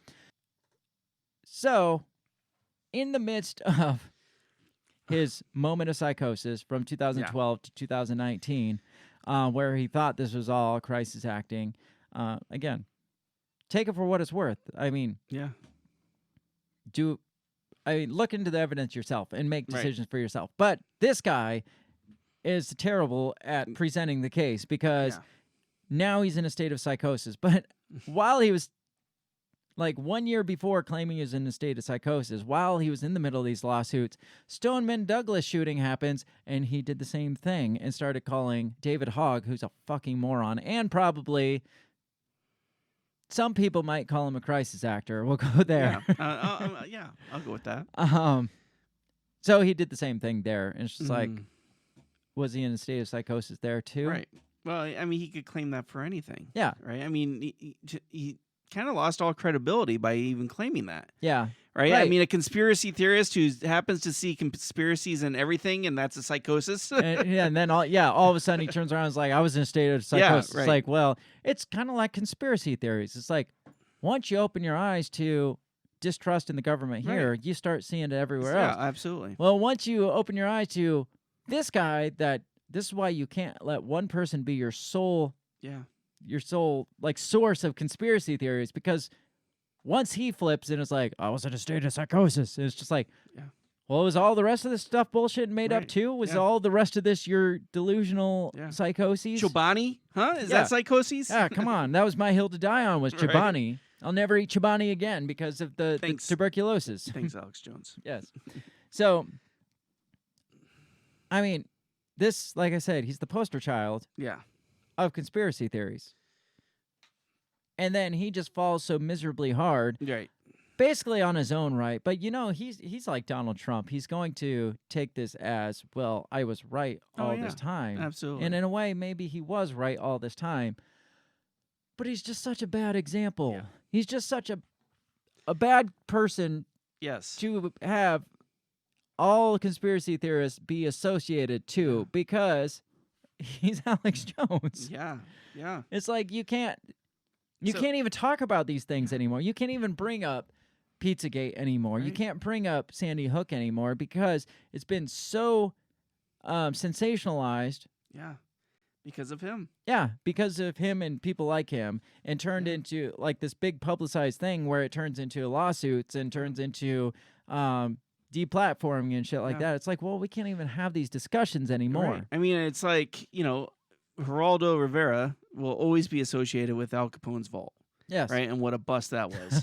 Yes. Right? And so now you have Alex Jones will always be associated with Sandy Hook and Pizzagate. Yeah. And it's like, there's no way around it. You can't have that discussion without going through the Alex Jones tunnel. Yeah. It's like the Alex Jones filter now. Yeah. Like, if anything that was discussed by Alex Jones, it gets filtered out as bullshit now. Right, absolutely. And if it's anything that's even remotely similar to it, like if you start talking about Jeffrey Epstein or something that's remotely, I mean, it kind of gets picked up in the Alex Jones filter because he kind of fucked it up for all of us. Yeah. It's like, Yeah, thanks a lot, absolutely. dude. This thing that you were making millions on, millions of dollars. And I have a hard time believing he even believed most of the stuff he says. Otherwise, like I said, he would have not rolled over so quickly. Right. Yeah. If he believed any of the shit that he said, he'd fight to the grave. Maybe that's easy for us to say because we don't have as much to lose as him. Yeah, I mean, that's possible, Like, for sure. I mean, what are they going to do? Come after the 5 nickels and 3 pennies in my bank account right now? Right. It's like Alex Jones is a multimillionaire, or was at least. And so it's just like, well, I got a long ways to fall. I'm going to. But if he stood by his guns, I mean, he would still have his name to fall back on. Yeah. So even if he lost could all that rebuild. shit, yeah, he could easily rebuild.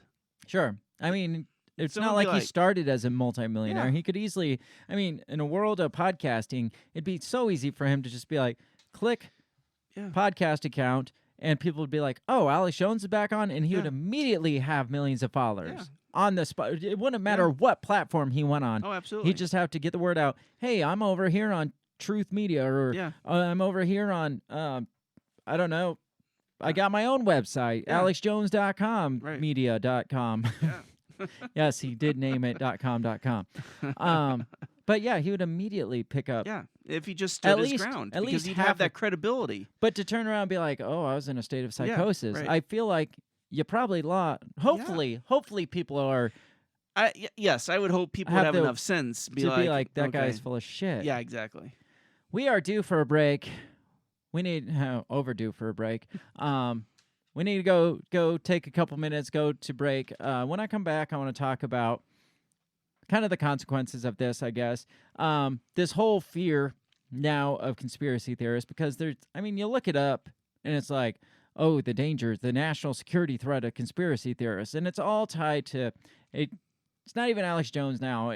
Like we talk about the Alex Jones filter. Well, now you got like the January 6th filter or the COVID-19 and vaccination filter. And it's like, if you even type in conspiracy theory, it's just like either 2020 election, January 6th, or COVID-19.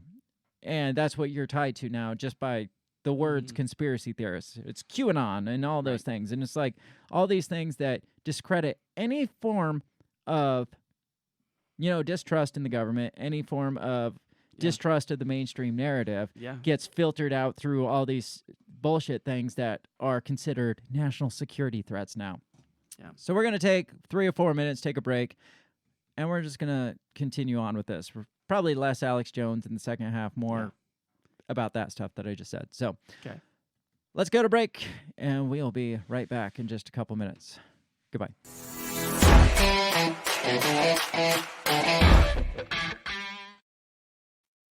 Have you ever thought that maybe voting, maybe all this politics constantly surrounding you is not the way to achieve freedom in your life? Hi, I'm Remso W. Martinez, and I ask myself the same question. That's why I'm on a journey to find true freedom in my lifetime. From learning about financial independence, to new ways to develop rugged individualism, to amazing guests living strange, crazy, amazing lifestyles that you've only thought might be real, but actually are. Go ahead and check out my new show, On the Run with Remso W. Martinez at the We Are Libertarians Network. You can find On the Run with Remso W. Martinez on iTunes, SoundCloud, Stitcher, Google Play. You know how the internet works. Come on down and let's discover how to achieve real freedom in your life together. Hey everybody, I just want to take this time to give a big shout out to the very first sponsor of the Break the Bell podcast. That is Goulash Media. They can be found at goulashmedia.net. Goulash Media specializes in graphic design, web design, audio recordings, video work, wedding videos, music videos, even political campaign videos. Goulash Media caters to the little guy with the big vision. You can check them out at goulashmedia.net. That's GOULASH media.net.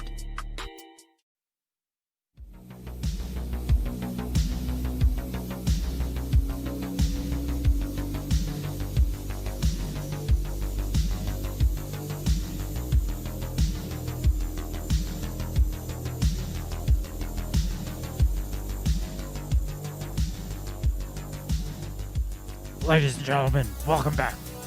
Welcome back to the show where I can't even do it now. I lost it.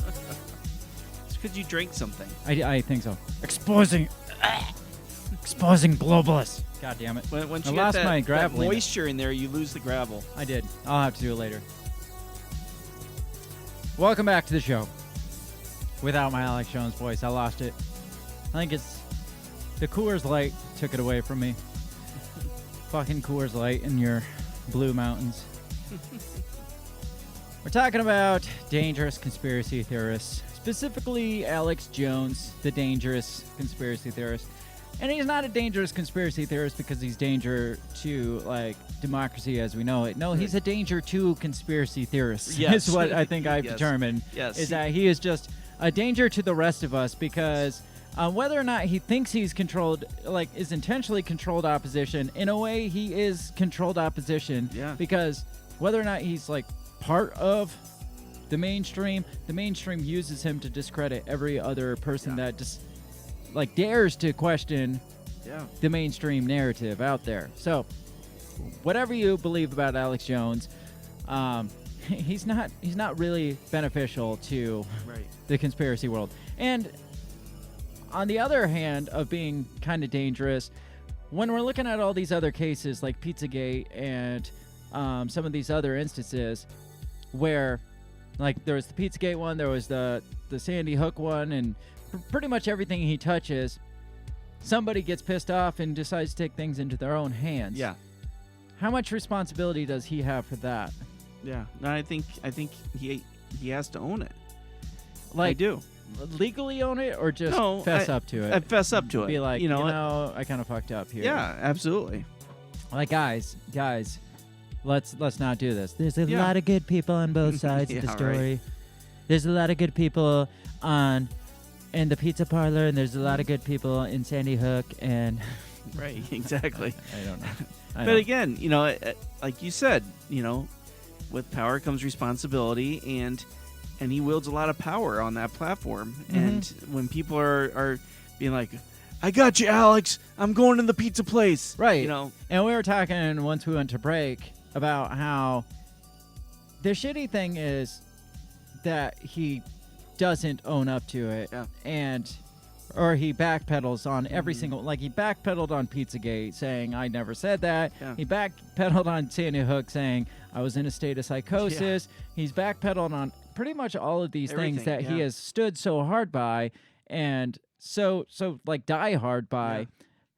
And like we were saying, he could literally, if like you were saying, if he just stuck by it, he would at least retain the support where his supporters would do anything for him. He's like basically at Donald Trump status. In the peak of his career, I would say he would be like, people would follow him to the grave, Donald Trump status. But unlike Donald Trump, he rolls over on it when the shit hits the fan, when the heat gets brought on him, he rolls over on it. So his supporters are going to be like, dude, you're not credible anymore. Right. If you look at Donald Trump, the one thing about Donald Trump is, doesn't matter how much crazy shit he's saying, he keeps saying that crazy shit, even when the heat, like when the heat gets turned on, he says it harder, like so much harder. And so his fans, I guess, can you call them fans? I would say so. Fans. I mean, they stick by him that much more because he's staying loyal to what he's saying. He's continuing the same verbiage, the same mantras, the same shit that's getting him in all the trouble. He just says it that much more. And even like his people will back him up. His press secretary is like, well, he said what he said. Yeah, right. I mean, it's Donald Trump. He said what he said, and but yeah, like look at all his supporters now. Even though he's been kicked off every platform, there's lawsuits been brought on him, civil, criminal charges, all this stuff. And what's Donald Trump saying? All the same shit that he was saying before. Yep. Whether or not it's the right shit, that's at least keeping his fan base going. Yeah. Because he's staying true to his. I don't know, his brand. Yeah, I mean that's a fair term for it. You know, I mean he didn't, you know, even he's still talking about deep state and how the election was taken. You know, and again, when the election happened, he used that as credit to what he was saying all this time, that the deep state's out against me, and this is just proof. And you'd think Alex Jones would do the same thing and be like, yes, I did have this lawsuit, but that's just proof that they're out to get me. Right. And that what I'm saying is that dangerous and it's that real Right. that Yes. they are willing to shut me down completely. Absolutely. And Instead of being like, I don't even know these assholes. I never said that. They just mashed my It words was just together. psychosis. Yes. I was doing mushrooms at the time. I don't know. I don't know if you ever watched. I think he gets a lot of Botox in his face because his lifestyle was like really, they don't really. He reminds me of what was that guy alien from the first Star Wars that his jowls like always shook when he like talked. He's like, yeah, I can't. Was it Neem Num? Maybe. I don't know their names. I'm not nerdy enough for that. Well, I am. I know. That's why I asked you. I figured you know. But that's Alex Jones. Anyway, let's continue on with this. As whatever you think about Alex Jones, the fact of the matter is all this stuff, all that's going to do is credit the rest of us, and it's going to be dangerous to the rest of us because of this Alex Jones filter now that's put on everything. So this article is actually from CNN, and it's titled From Fringe to Frontline, How Alex Jones Stoked Many of the Conspiracy Theories Taking Hold in Today's Republican Party. So you're going to see a narrative here, like connecting the dots to Alex Jones and that mindset, and that's what led to, obviously, January 6th, right? Is that mentality there. Even though, again, when he started, he was against all political parties, but now the Republican Party is Alex Jones created, inspired. Okay. So this says, on a January night in 2002, a 37-year-old man donned a patriotic-themed uniform, covered his face with a skull mask, and activated a long-held plan. Armed with a .45 caliber pistol, crossbow, and makeshift bomb launcher. That's crossbow. Okay, you're stuck on the. I'm stuck on the makeshift bomb launcher. Well, that sounds badass. Yes. But a crossbow? Is he looking for vampires? I don't know. And a 2-foot-long sword and a double-barreled shotgun assault rifle Holy hybrid. Shit. God, he is armed to the teeth. Richard McCaslin made his way into the forest of San Francisco. His mission was to find and expose a secretive group of elites who he wrongly believed engaged in child abuse and human sacrifice. So this is following Alex Jones's Bohemian Grove report. Yeah. Going in to find this Bohemian I Grove. know who the fuck he was going up against. All of them, apparently. Yeah, let's see. We got vampires, samurai, the Predator. I mean, right? Is that assault rifle shotgun hybrids? Mm-hmm. I just want to know. I want to see this makeshift bomb launcher. That sounds badass. Then it goes on to say, on a January afternoon nearly 20 years later, another man made his way from California to D.C. on a quest to vanquish elites who he wrongly believed had stolen the presidential election from Donald Trump. I'm not sure how you can even compare, as bad as you think January 6th was, how you could even compare that to this guy with his .45, his crossbow, his bomb launcher, his sword, and his double-barreled shotgun assault rifle hybrid. He had more weapons than the entire January 6th protest had. Yes, I want to see a movie on this guy's life. Yes. It says, Daniel Rodriguez, then 38, joined the mob that besieged the U.S. Capitol on January 6, 2021. During the battle to breach the building, Rodriguez used a stun gun on a police officer. Probably the police officer's stun gun. Yes, that compares to a makeshift bomb launcher. Right. Who suffered a heart attack and traumatic brain injury. I had not heard. I had not either. That the guy who had a heart attack was hit with a stun gun. Yeah. That sounds made up. A little odd. Somebody verify that information with me, please. Both McCaslin and Rodriguez said they had been inspired by a fiery conspiracy theory peddler named Alex Jones. McCaslin, who watched Jones sneak onto the site in 2000 film Dark Secrets inside Bohemian Grove, and who was thwarted by sheriff deputies before he could inflict harm on the staff at the Bohemian Grove campground. I don't think you can call this a campground. He was a freakish outlier. Rodriguez, who said Jones' website had inspired him to seek truth and answers, held false beliefs about the 2020 election, now shared by millions of Americans. in a contrast that mirrors the startling transformation of Jones, whose influence, through his technological prowess, fortuitous timing, cult of personality, and sheer force of will, has crept from the fringe to the mainstream. A self-made entrepreneur, Jones is the creator and host of InfoWars, a far-right conspiracy-mongering website that features articles and daily videos of his commentary. With the verbal fluidity of a great talk show host and the excitable charisma of a televangelist, the hard-charging, gravelly-voiced Jones has perfected the WWE-ification of the news. Wow, there you go. You called it. That's what I said. One of these articles had it. That wasn't me. That was them. I read it somewhere. Oh, got it. Okay. But they actually coined the term WWE-ification. It looks professional, but it is far from real. Does WWE actually look professional? I mean, somebody, please, let me know. Do people still believe that shit? No. Do they? No. My grandpa I mean, does. since the invent of HD television, they can't possibly still believe it. No. It says, in the object of an actual news show, if the object of an actual news show is to inform viewers in a compelling way, the object of InfoWars is to whip up the ever-dormant flames of populist fear and resentment in service of going viral. Without a thought to who gets hurt and who is driven to violence, it's doom porn, and the name of the game is to get eyeballs and to sell products. I believe that 100%. Yeah, absolutely. Like, he's selling his brand is what it is. Yeah. And his brand is sensationalized conspiracy theories, like anti-government, anti-globalism, anti-New World Order type shit. Yeah, all in the name of money. This dude was, it says he was stunned and then he was dragged down the Capitol steps and suffered a mild heart attack. I mean, that's not really quoted that much, though. Well, no, this is the first time I've heard of it. Huh.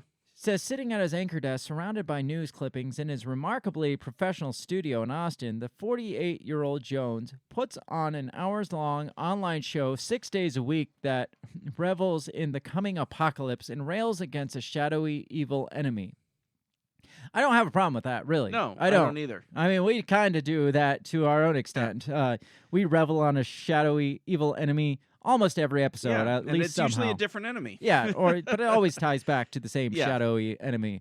But again, he kind of makes it far-fetched. Yeah. By making it as sensational as it is. He makes over-dramatizes it, for sure. It makes it more, not even more than it is, but he makes it too far-fetched to be real. Right. And then his just whole persona just makes him out to be like, he's basically with the bullhorn and everything, the crazy guy on the street corner that's calling for, I don't know. Revelations. Yeah. Yeah. Which, I don't know. For some reason, a bullhorn always makes even the most truthful thing seem a little crazy. Absolutely. It says, Jones says again and again, engineered COVID-19 and the vaccines in a quest to depopulate the planet. God, again, he's on the track. He's on.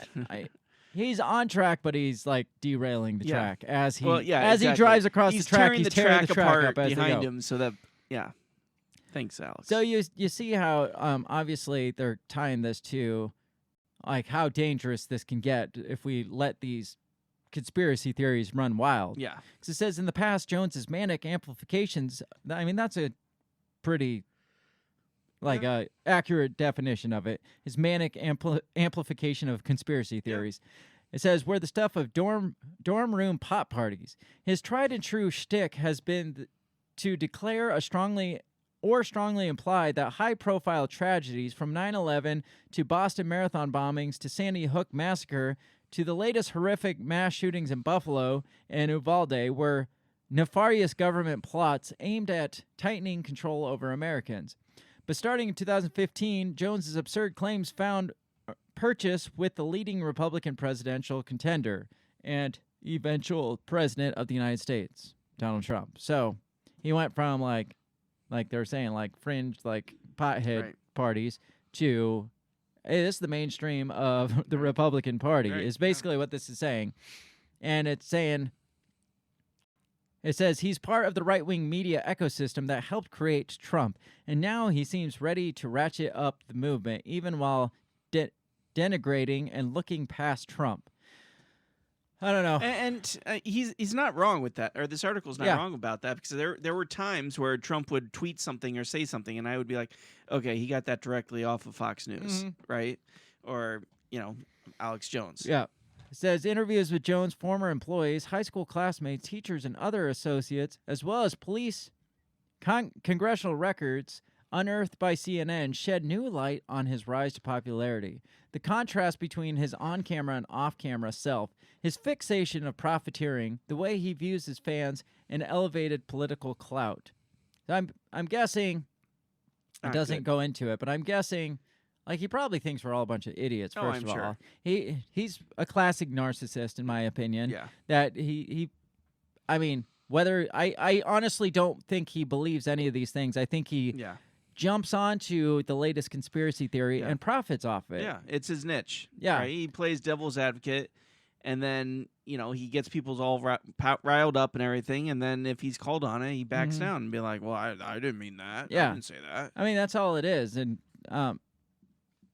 profiting off of it, it's one thing to have a show and talk about it and make profit off it, but it seems like his ultimate goal is to find the craziest thing to talk about and blow this up, and then, like you said, profit off of it. Is this dangerous in your opinion, though? Oh, hell yeah, it is. We talked about he's the poster child of conspiracy theorists. I mean, he's right up there with January 6th, with QAnon, with anti-vaxxers, and then you have Alex Jones, and all the rest of conspiracy theories get lumped into one of those four, if not all of them combined together, even though he claims to not believe in QAnon. He's saying all the same damn things. Right. It's just like, but do you think he's dangerous to society, though? No, I don't think he's dangerous to society. That's what they're saying here. Like that guy that went and armed to the teeth to Bohemian Grove, that was all based on his documentary. But it wasn't that was before over sensational Alex Jones. I mean, that was just him going in there in video. He did say, I think they're actually sacrificing humans here. I mean, he kind of blew some of it up. But you can say, I mean, anything that has a public spotlight, you can say is influencing people, right? For good or for bad. Back in the 80s, it was Dungeons and Dragons, right? That's or Devil's Game. Right. Or rock and roll music. Right. Rock and roll music, or suicidal tendencies, or, freaking, what's his face? The Matrix movie, or something, I mean, so you could take anything and Eminem. Be like, Marilyn Manson. Right. Oh, it influenced me to go do whatever, I mean, anybody can say that. But is Alex Jones, again, I've only watched 2 episodes. Is he straight up calling for, hey, we got to go do something about this? I mean, he might be. I mean, when he's, like you said, he was like, well, I'm going to go maybe take this next week and go look around and see what I can find out. I think he's smart enough to not say it. Exactly. Say it directly. without saying it. Yeah. So then should he be responsible legally for even that? I don't think so. I mean, people still make their own fucking decisions. Well, and that's it. At the end of the day, you could blame it, again, anything on anybody. So unless he's verbally and actually coming out and be like, hey guys, I want you to start raiding pizza places, and let's go save these kids, right? I mean, I don't think you can. It's all circumstantial at that point. Yeah. Right? The only thing that screwed him on this lawsuit is, again, he was getting in people's faces. Right. And he pissed off the judge with all his courtroom shenanigans. Now, you can, don't quote me, I'm not a law expert on this. You can make claims against political figures. Yes. Any public figure. Any public figure. Yeah. You can make claims without being held liably responsible. But when it comes to a private citizen, supposedly these parents were, that's when I could come out and say Hillary Clinton eats freaking babies for breakfast, and I mean this is just she's subjected herself to public scrutiny, whether it's correct, whether it's truthful, whether it's lies. I mean, look, if you want to sue for libel or for what's the other one? Slander. Then the entire political campaigning would be under legal scrutiny because that's all they do is sling shit at each other back and forth. But they can't hold each other responsible for that because they're a public figure. Where he screwed up was he started attacking the character of like private citizens by name and calling them out by name and being like, this guy's a crisis actor, this guy's a fucking liar. Yeah. And this is all just a sham. Exactly. That's where he messed up. Now I can come out and be like, Sandy Hook looks shady as fuck. I think that there's some shenanigans going here. I'm not going to get into it, but I can say that without calling out these people, and I'm not going to get sued for it, hopefully, because free speech. Right, and you're not calling them out by private citizens by name. Yeah, I'm not saying that guy's a shady individual. Yeah. Or that guy's a fucking liar. Nothing like that. I can think it in my head if I want to. Absolutely. But as soon as I come out and publicly make that announcement, you better have really good proof. Yeah, because somebody's gonna probably sue me for $45 million. Exactly. So I want to get into this. Why this is psychiatric services, psychiatry online. This is why humans are vulnerable to conspiracy theories, and this one is, I mean, it's full of just.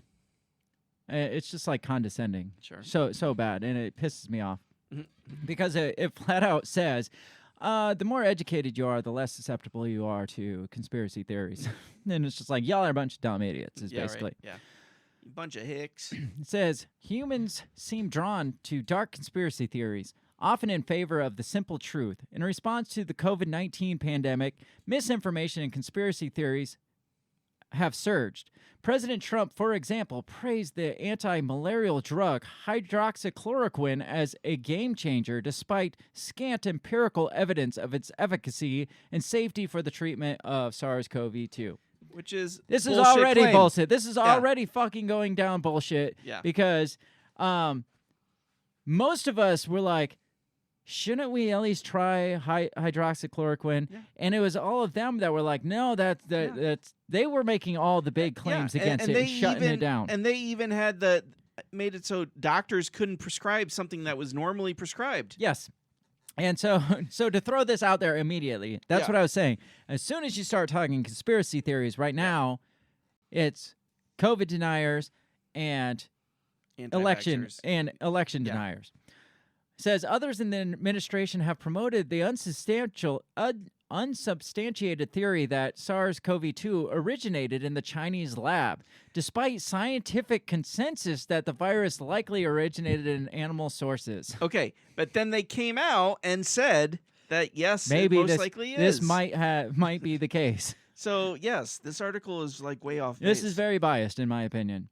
But he's more educated, so he knows. Course. In early May, conspiracists made the claim, which has gone viral, that Bill Gates, the head of a philanthropic organization, and Anthony Fauci, the director of the NIAID, have secretly plotted to use the pandemic to profit and seize political power. There is evidence towards that.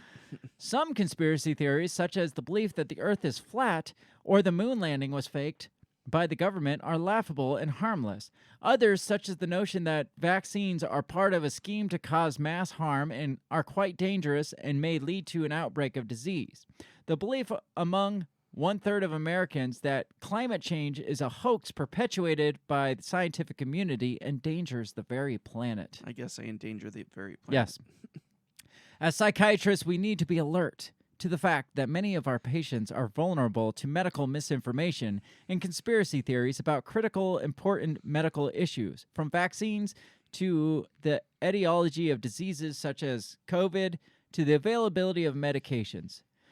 Let's see. It says, for example, one study reported that in a nationally representative sample of the U.S. population, 37% of respondents agree that the FDA is deliberately preventing the public from getting natural cures for cancer and other diseases because of pressure from drug companies. That makes sense. So you got to realize this is probably fucking happening. Yes, you're right. Yes. I mean, they're like spilling it out for you. Yeah, they're like putting the theories more ingraining. The fact that they're coming out against them ingrains it deeper in me. And they probably feel like the Rockefellers were responsible for the death of Kennedy. And they probably think that 9/11 was an inside job. Yeah. Belief in conspiracies and mistrust in the general can discourage our patients from seeking medical treatment. Let's see. Let me get to... Says modern Americans are hardly alone in our taste for conspiracy. Throughout history and in different cultures, conspiracy theories have been widespread, inviting the question, what makes humans so prone to these often outlandish explanations of everyday experience? At first blush, conspiracy theories appear to strengthen our tribal unity and confirm our biases and prejudices towards various target groups, typically racial, ethnic, and religious minorities. Of course, these theories can also serve obvious political motives. Until recently, humans lived together, so this goes on to explain why we tend to fall towards conspiracy theories. Until relatively recently, humans lived together as a small group of hunter-gatherers. Our survival depended in part on our ability to recognize and mitigate various threats. Aside from predators, threat came from other tribes. The archaeological record is replete with evidence of violent human conflict. Having the capacity to imagine and anticipate that other people might form coalitions and conspire to harm one's clan would confer a clear adaptive advantage. A suspicious stance towards others, even if mistaken, would be a safer strategy than a carefree trust. Likewise, the paranoia that drives individuals to constantly scan the world for danger and suspect the worst of others probably once provided a similar survival edge. So, our predisposition towards paranoia of our government comes from our tribal times where we were paranoid that other groups were going to take our food and kill us and shit. Do you buy it? No, I don't think so at all. No? No. It says, just as paranoid individuals sometimes have real enemies, some conspiracy theories turn out to be true. Listen to the examples of the ones that turn out to be true. For example, the Watergate Hotel was in fact bugged by Republican operatives. Does anybody think that's just a conspiracy theory now? No. I mean, maybe they called that a conspiracy theory for what, a week? Yeah, right. Until they proved it. And Nixon came out and was like, "I did do that." It's like, I'm not a crook, but I did it. Yeah.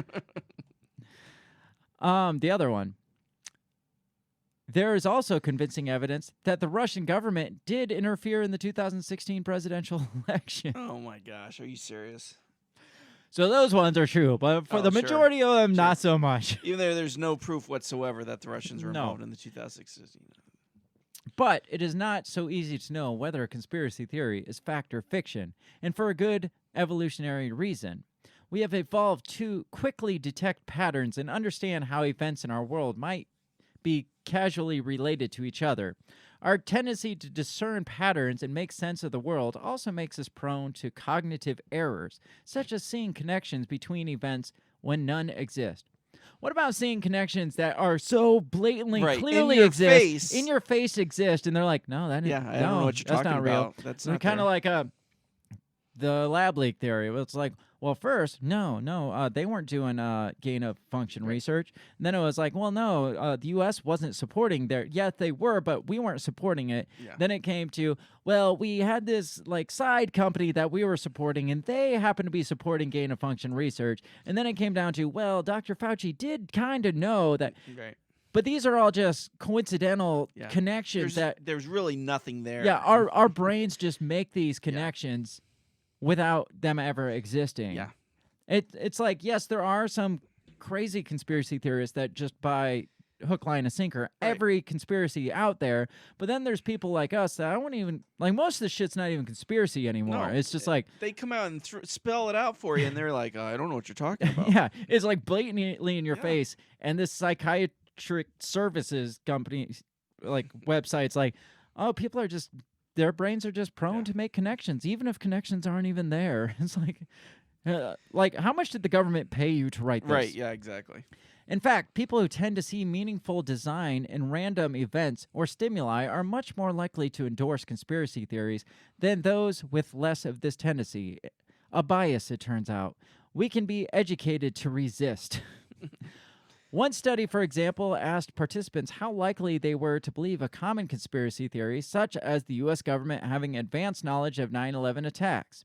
Researchers also rated their belief in an experimentally fabricated conspiracy that the makers of the popular drink Red Bull add substances to it that raise consumers' desire for the product. That's probably not a made up. So they're I was saying gonna say that's probably true. we know for a fact that some of these like processed food, they put shit in it to make you want more of it. Yes. Caffeine is in Red Bull, which makes you what? Want more of it. So for them to be like, so we took people that kind of believed in that 9/11 was a hoax, and then we made up this conspiracy that Red Bull put in his drink what they actually put in their drink, and guess what? They believed it. That's right. That's so far-fetched of a freaking argument there, because just the evidence of caffeine Yes, which is an addictive substance. is sign that that's true. Participants who were more likely to detect order in this random sequence were also more prone to endorse belief in conspiracies.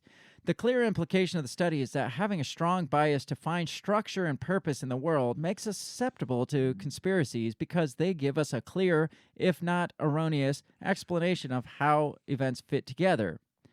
The flip side of this is that most of us also have a strong aversion to seeing events as random and coincidental. We greatly prefer to think occurrences happen to us for a reason.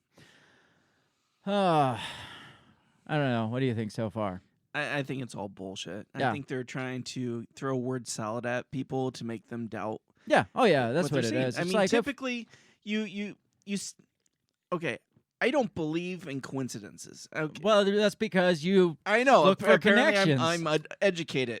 I'm listen to reaching this. back to my caveman Before roots. you go there, listen to this. It says, of course, not everyone is as vulnerable to conspiratorial thinking.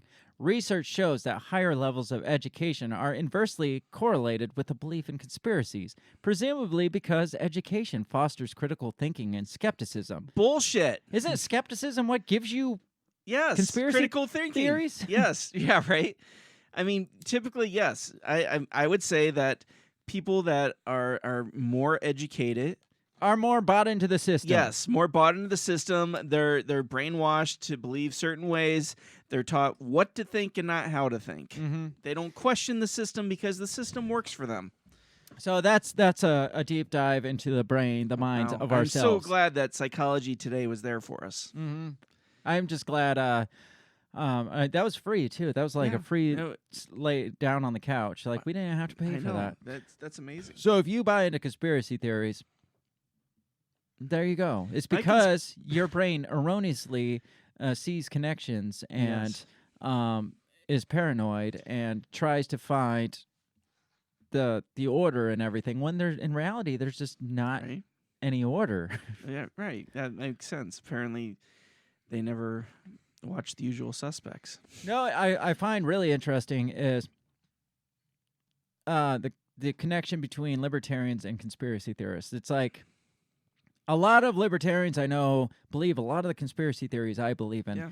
And I think it comes down to they just fucking don't trust the government. Right. So they can easily see, well, yeah, that's probably true. Yeah, I could see that the government would do that because fuck the government, basically. Well, anybody who believes the government has your best interest and trust them are far more stupid than anything else I can imagine. Well, it's like, how can you say, I don't trust the government, I'm a libertarian, I don't trust the government, but the government would never do this to us. Yes, they would never. Right. And on the same hand, it's like, how can you be at that level of conspiracy theorist and be like, the government would definitely do this, and not kind of be libertarian-minded, Yeah, exactly. Or at least anarchy-minded. Right. It'd be like, I don't trust the government whatsoever, but rah, rah, rah, go red. So you see where not only psychology is thrown out that yes, this is kind of stupid and it's all your dumb brain, but also like the government coming out, not even the government, but the UN came out this week and said conspiracy theorists are dangerous. Okay. UN came out this week and warns of worrying and dangerous conspiracy theories. I'm not even going to dig into this because we're going to run out of time. Then you had last year, Homeland Security warns of potential conspiracy theories fueled violence in August of that month because of the I election remember was that. stolen Right. stuff. Was there any conspiracy theory fueled violence in August that year? No, they I don't put the remember gate hearing up. any. They were planned for it, but nothing ever happened. So before we wrap this up, I had a lot more stuff, but we are definitely running out of time. Conspiracy theories, once you get into them, it takes you down a rabbit hole. Yes. And skepticism is kind of dangerous to the mainstream. And so once you enter that realm, once you realize one thing is true, like I said, then you start, well, like if the government could X, Y, or Z, if the government could attack its own citizens and burn children, then how can we say that they wouldn't possibly blow up their own? Or like something more recent in history. Look at who was the Michigan governor that the FBI plot to kidnap her? Right. It's like, this started as a conspiracy theory. It was like these far-right extremists were going to kidnap the governor. Right. Because of her COVID protocols. And then it turned out it was far-right militia-type people, but this was kind of organized by FBI people, and their hotels were paid for, and their meals were paid for, and everything was put on by these FBI people. And so if the FBI hadn't been there, this plot would have never made it as far as it did. Yes. And, I mean, that's just public knowledge at this point. Yeah, exactly. But if you look at that and realize... Gretchen Whitmer. There you go. I was going to say Whitmer, but then I thought maybe I was wrong.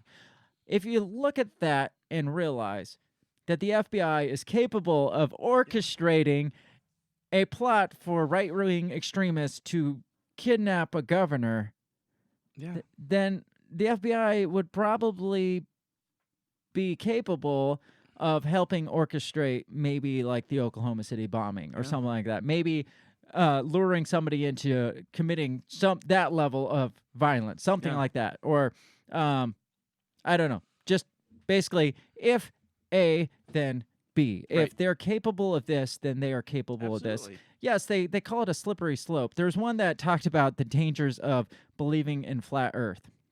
As CNN, it says, flat Earth conspiracy is spreading around the globe. Does it have a darker core? Basically, it's not, I mean, the whole article is basically about flat earthers and how they think it's stupid and blah, blah, blah. But basically, it's just like, if you have that level of distrust in the government that they could be capable of that, then clearly you it's a slippery slope that could lead you down this dark path of mistrust in the government. And my thought is, it doesn't take flat Earth to put you on that path. It takes like the Governor Whitmer's FBI kidnapping plot to set you down, like things that are so blatantly true. Yeah. And once you open your eyes to be like, well, that shit happened. It's just like we're headed down that path. But our whole country is devised around the fact that you shouldn't trust your government, right? Yeah. I mean, they warn you from the beginning. It's like, if you're going to sacrifice freedom for security, you don't deserve either, right? Because they know that governments are shitty.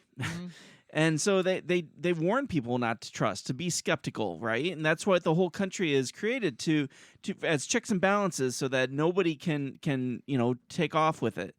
And so people questioning the system, I mean, they're just doing what they're supposed to be doing. On the flip side of it, like I mentioned in the first half, how much does political polarity drive conspiracy theories?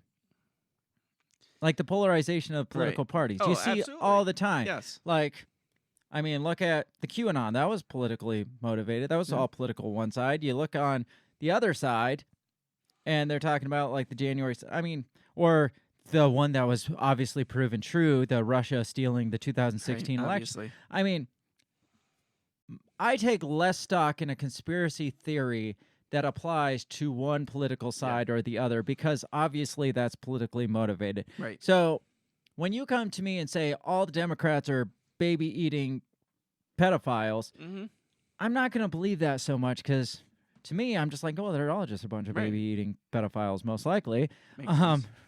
Like, I don't feel like evil is subjected to one political party or the other.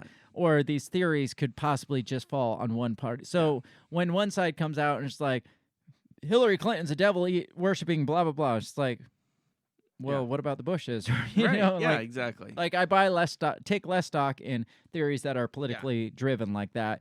But most of them, most of the crazy ones are driven through the polarity of politics. Yeah. And so when you have a political system that is, I mean, it's basically all it is conspiracy theories. It's like I said, mudslinging back and forth, slandering both sides. And I mean, they dig deep. It's just like, well, George Bush was a coke addict which that's just truth. Right. Or what was the one where he was he's a war criminal. Like, right. He was like, he went AWOL, right? Yeah.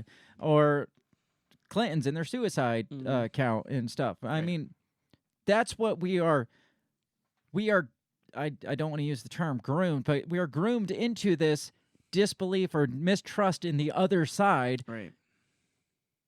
Through the politics of it, through mainstream politics, and then they want to turn around on us and be like, you guys can't be so skeptical of the government. Right. It's like, all you do is are skeptical of the other side of the government, and they're both part of the government, so how can you tell us not to be skeptical? But you should be skeptical of them, but not us.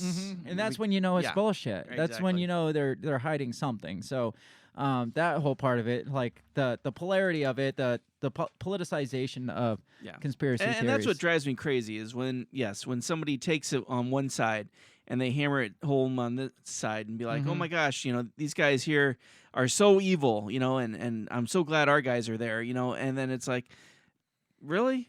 You think it makes a difference? So let's get back to Alex Jones because we are running out of time.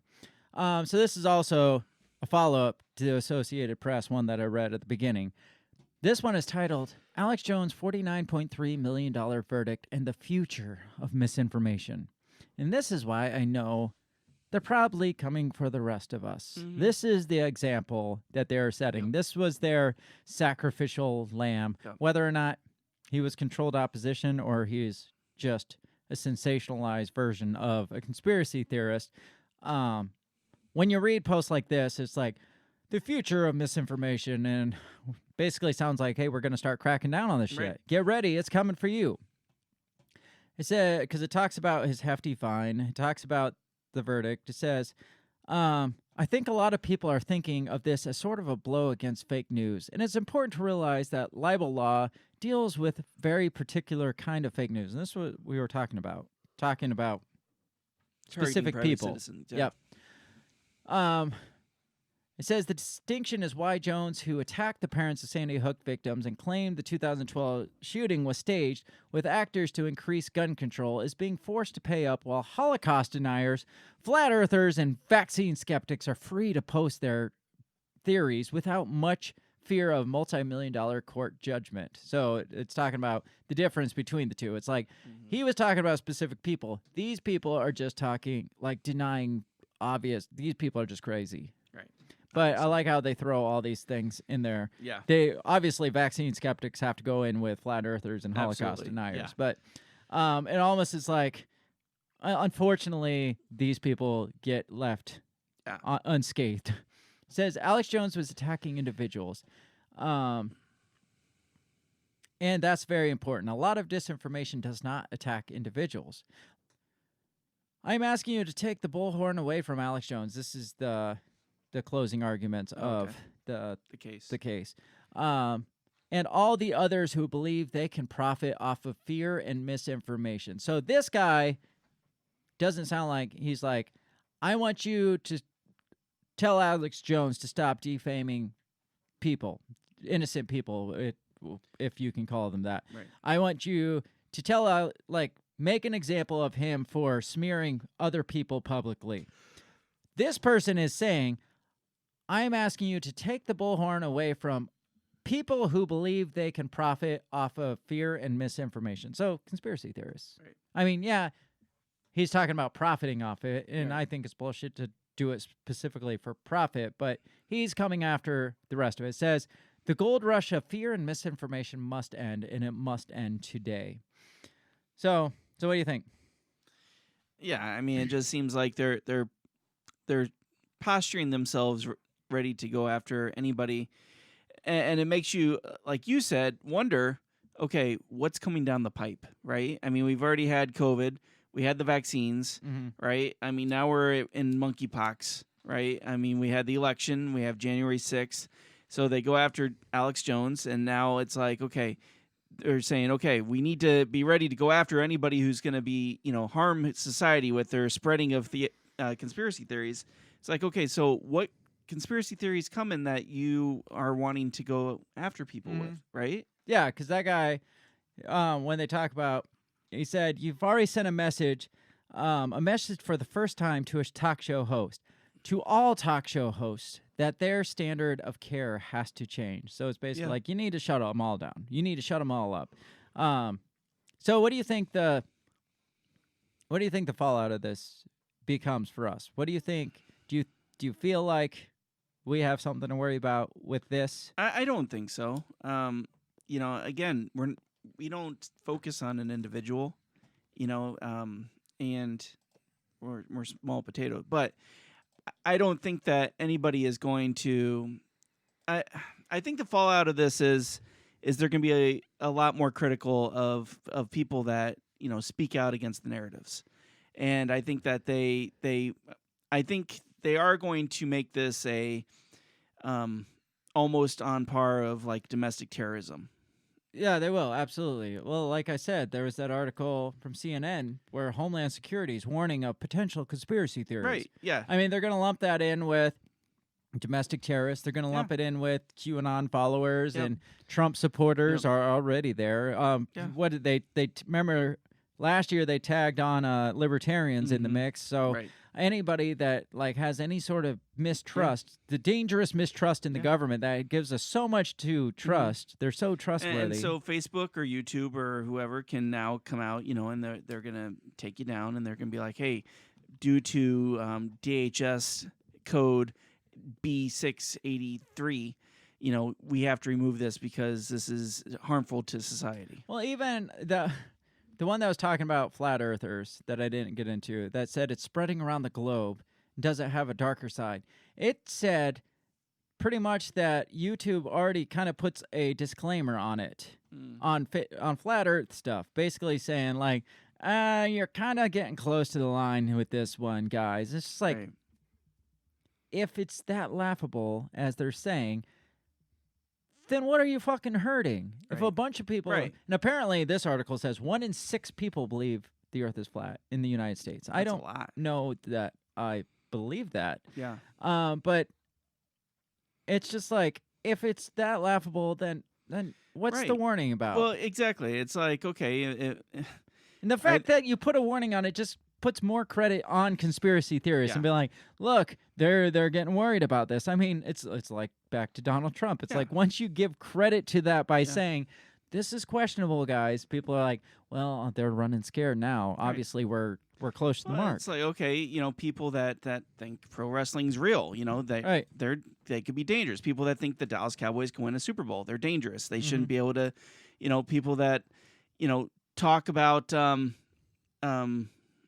Hanukkah Harry delivering presents, to all the little kids. Yes. I mean, that's a real danger, and we can't allow that anymore. I mean, it's like, where do you stop at that point? Yeah, this says, earlier this year, YouTube started burying those videos, flat Earth videos, started burying those videos and reducing recommendations of borderline content. Anything on social media is always going to be helpful if it goes viral, though. It says, well, flat Earth has gone viral. It's like YouTube's like, this is borderline dangerous content. It's like, based on what? Right. Like, if it's that laughable, based on what is it dangerous content?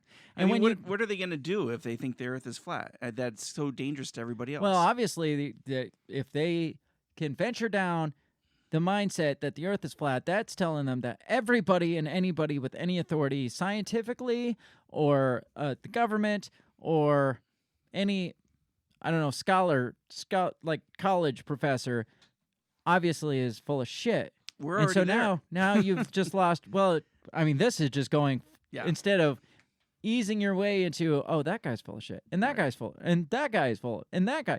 This is like, well, obviously they're all full of shit. If the Earth is flat, then they're all telling me lies, and so that's the only thing I can come up with borderline dangerous. It's like, well, that leads them down this path of mistrust in our government. We can't have mistrust in our system, even as what you would call innocent as the Earth being flat, we can't have them mistrusting us because that leads us down this road that, oh, maybe the election was fraud, or maybe 9/11 was staged, because we believe if we're susceptible enough to believe the Earth is flat, who knows what we'll believe. Well, I guarantee you, after the whole COVID mess, that there's a lot more people that are less trusting of the government than there were 5 years ago. I'd say there's a lot more conspiracy theorists, quote unquote, out there.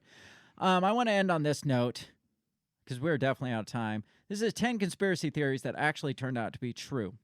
Because our minds are just looking for connections and connecting the dots, and we're just paranoid. Obviously, there's no reason to be skeptical after hearing some of these. Number 1 is Project Sunshine. That sounds scary. Designed to investigate the effects of nuclear radiation on humans and the environment, Project Sunshine saw the U.S. government harvest and use, often without permission of parents, the body parts of dead children and babies. So they took dead baby parts and tested the nuclear fallout on it, is pretty much. That doesn't surprise me at all. No, but that's gross and disgusting. MK Ultra. We all know that's true now because it's been declassified. It's one of the better-known conspiracies. The general premise, now proven to be true, was that the U.S. government was testing psychedelics and hallucinogenic drugs on unsuspecting American citizens and military personnel in order to investigate the viability of behavior modification programs. Essentially, the U.S. government was testing mind control techniques on its own populace and left many of its participants with trauma and even brain damage. So they're like pumping them up with LSD without telling them and trying to control their brains. U.S. government's alcohol poisoning. So during Prohibition, they were putting it in industrial alcohol, and they were putting poison in it to attempt to curb them drinking industrial alcohol. That would do it. Yeah, it says 10,000 deaths during this period as a result of the poisoning. U.S. government spying. What? Do we even call this a conspiracy theory anymore? No. The Gulf of Tonkin, which we've talked about this. Yeah. Basically, it was nothing happened, right? And we went to Vietnam over nothing, over ghost ships on their radar. The lady who ran the first lady who ran the country. So, that's Wilson's wife. Right? Yeah, Wilson suffered a stroke, and she basically ran the country after that. Which explains the UN. Yeah, yeah, probably. The government's weather manipulation.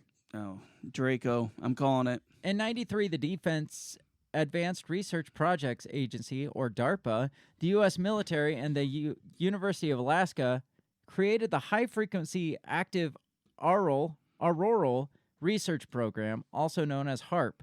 Since then, numerous conspiracy theories have sprung up surrounding the mysterious project, everything from satellites that cause earthquakes to huge transmitters that cause tornadoes and tsunamis, or derechos.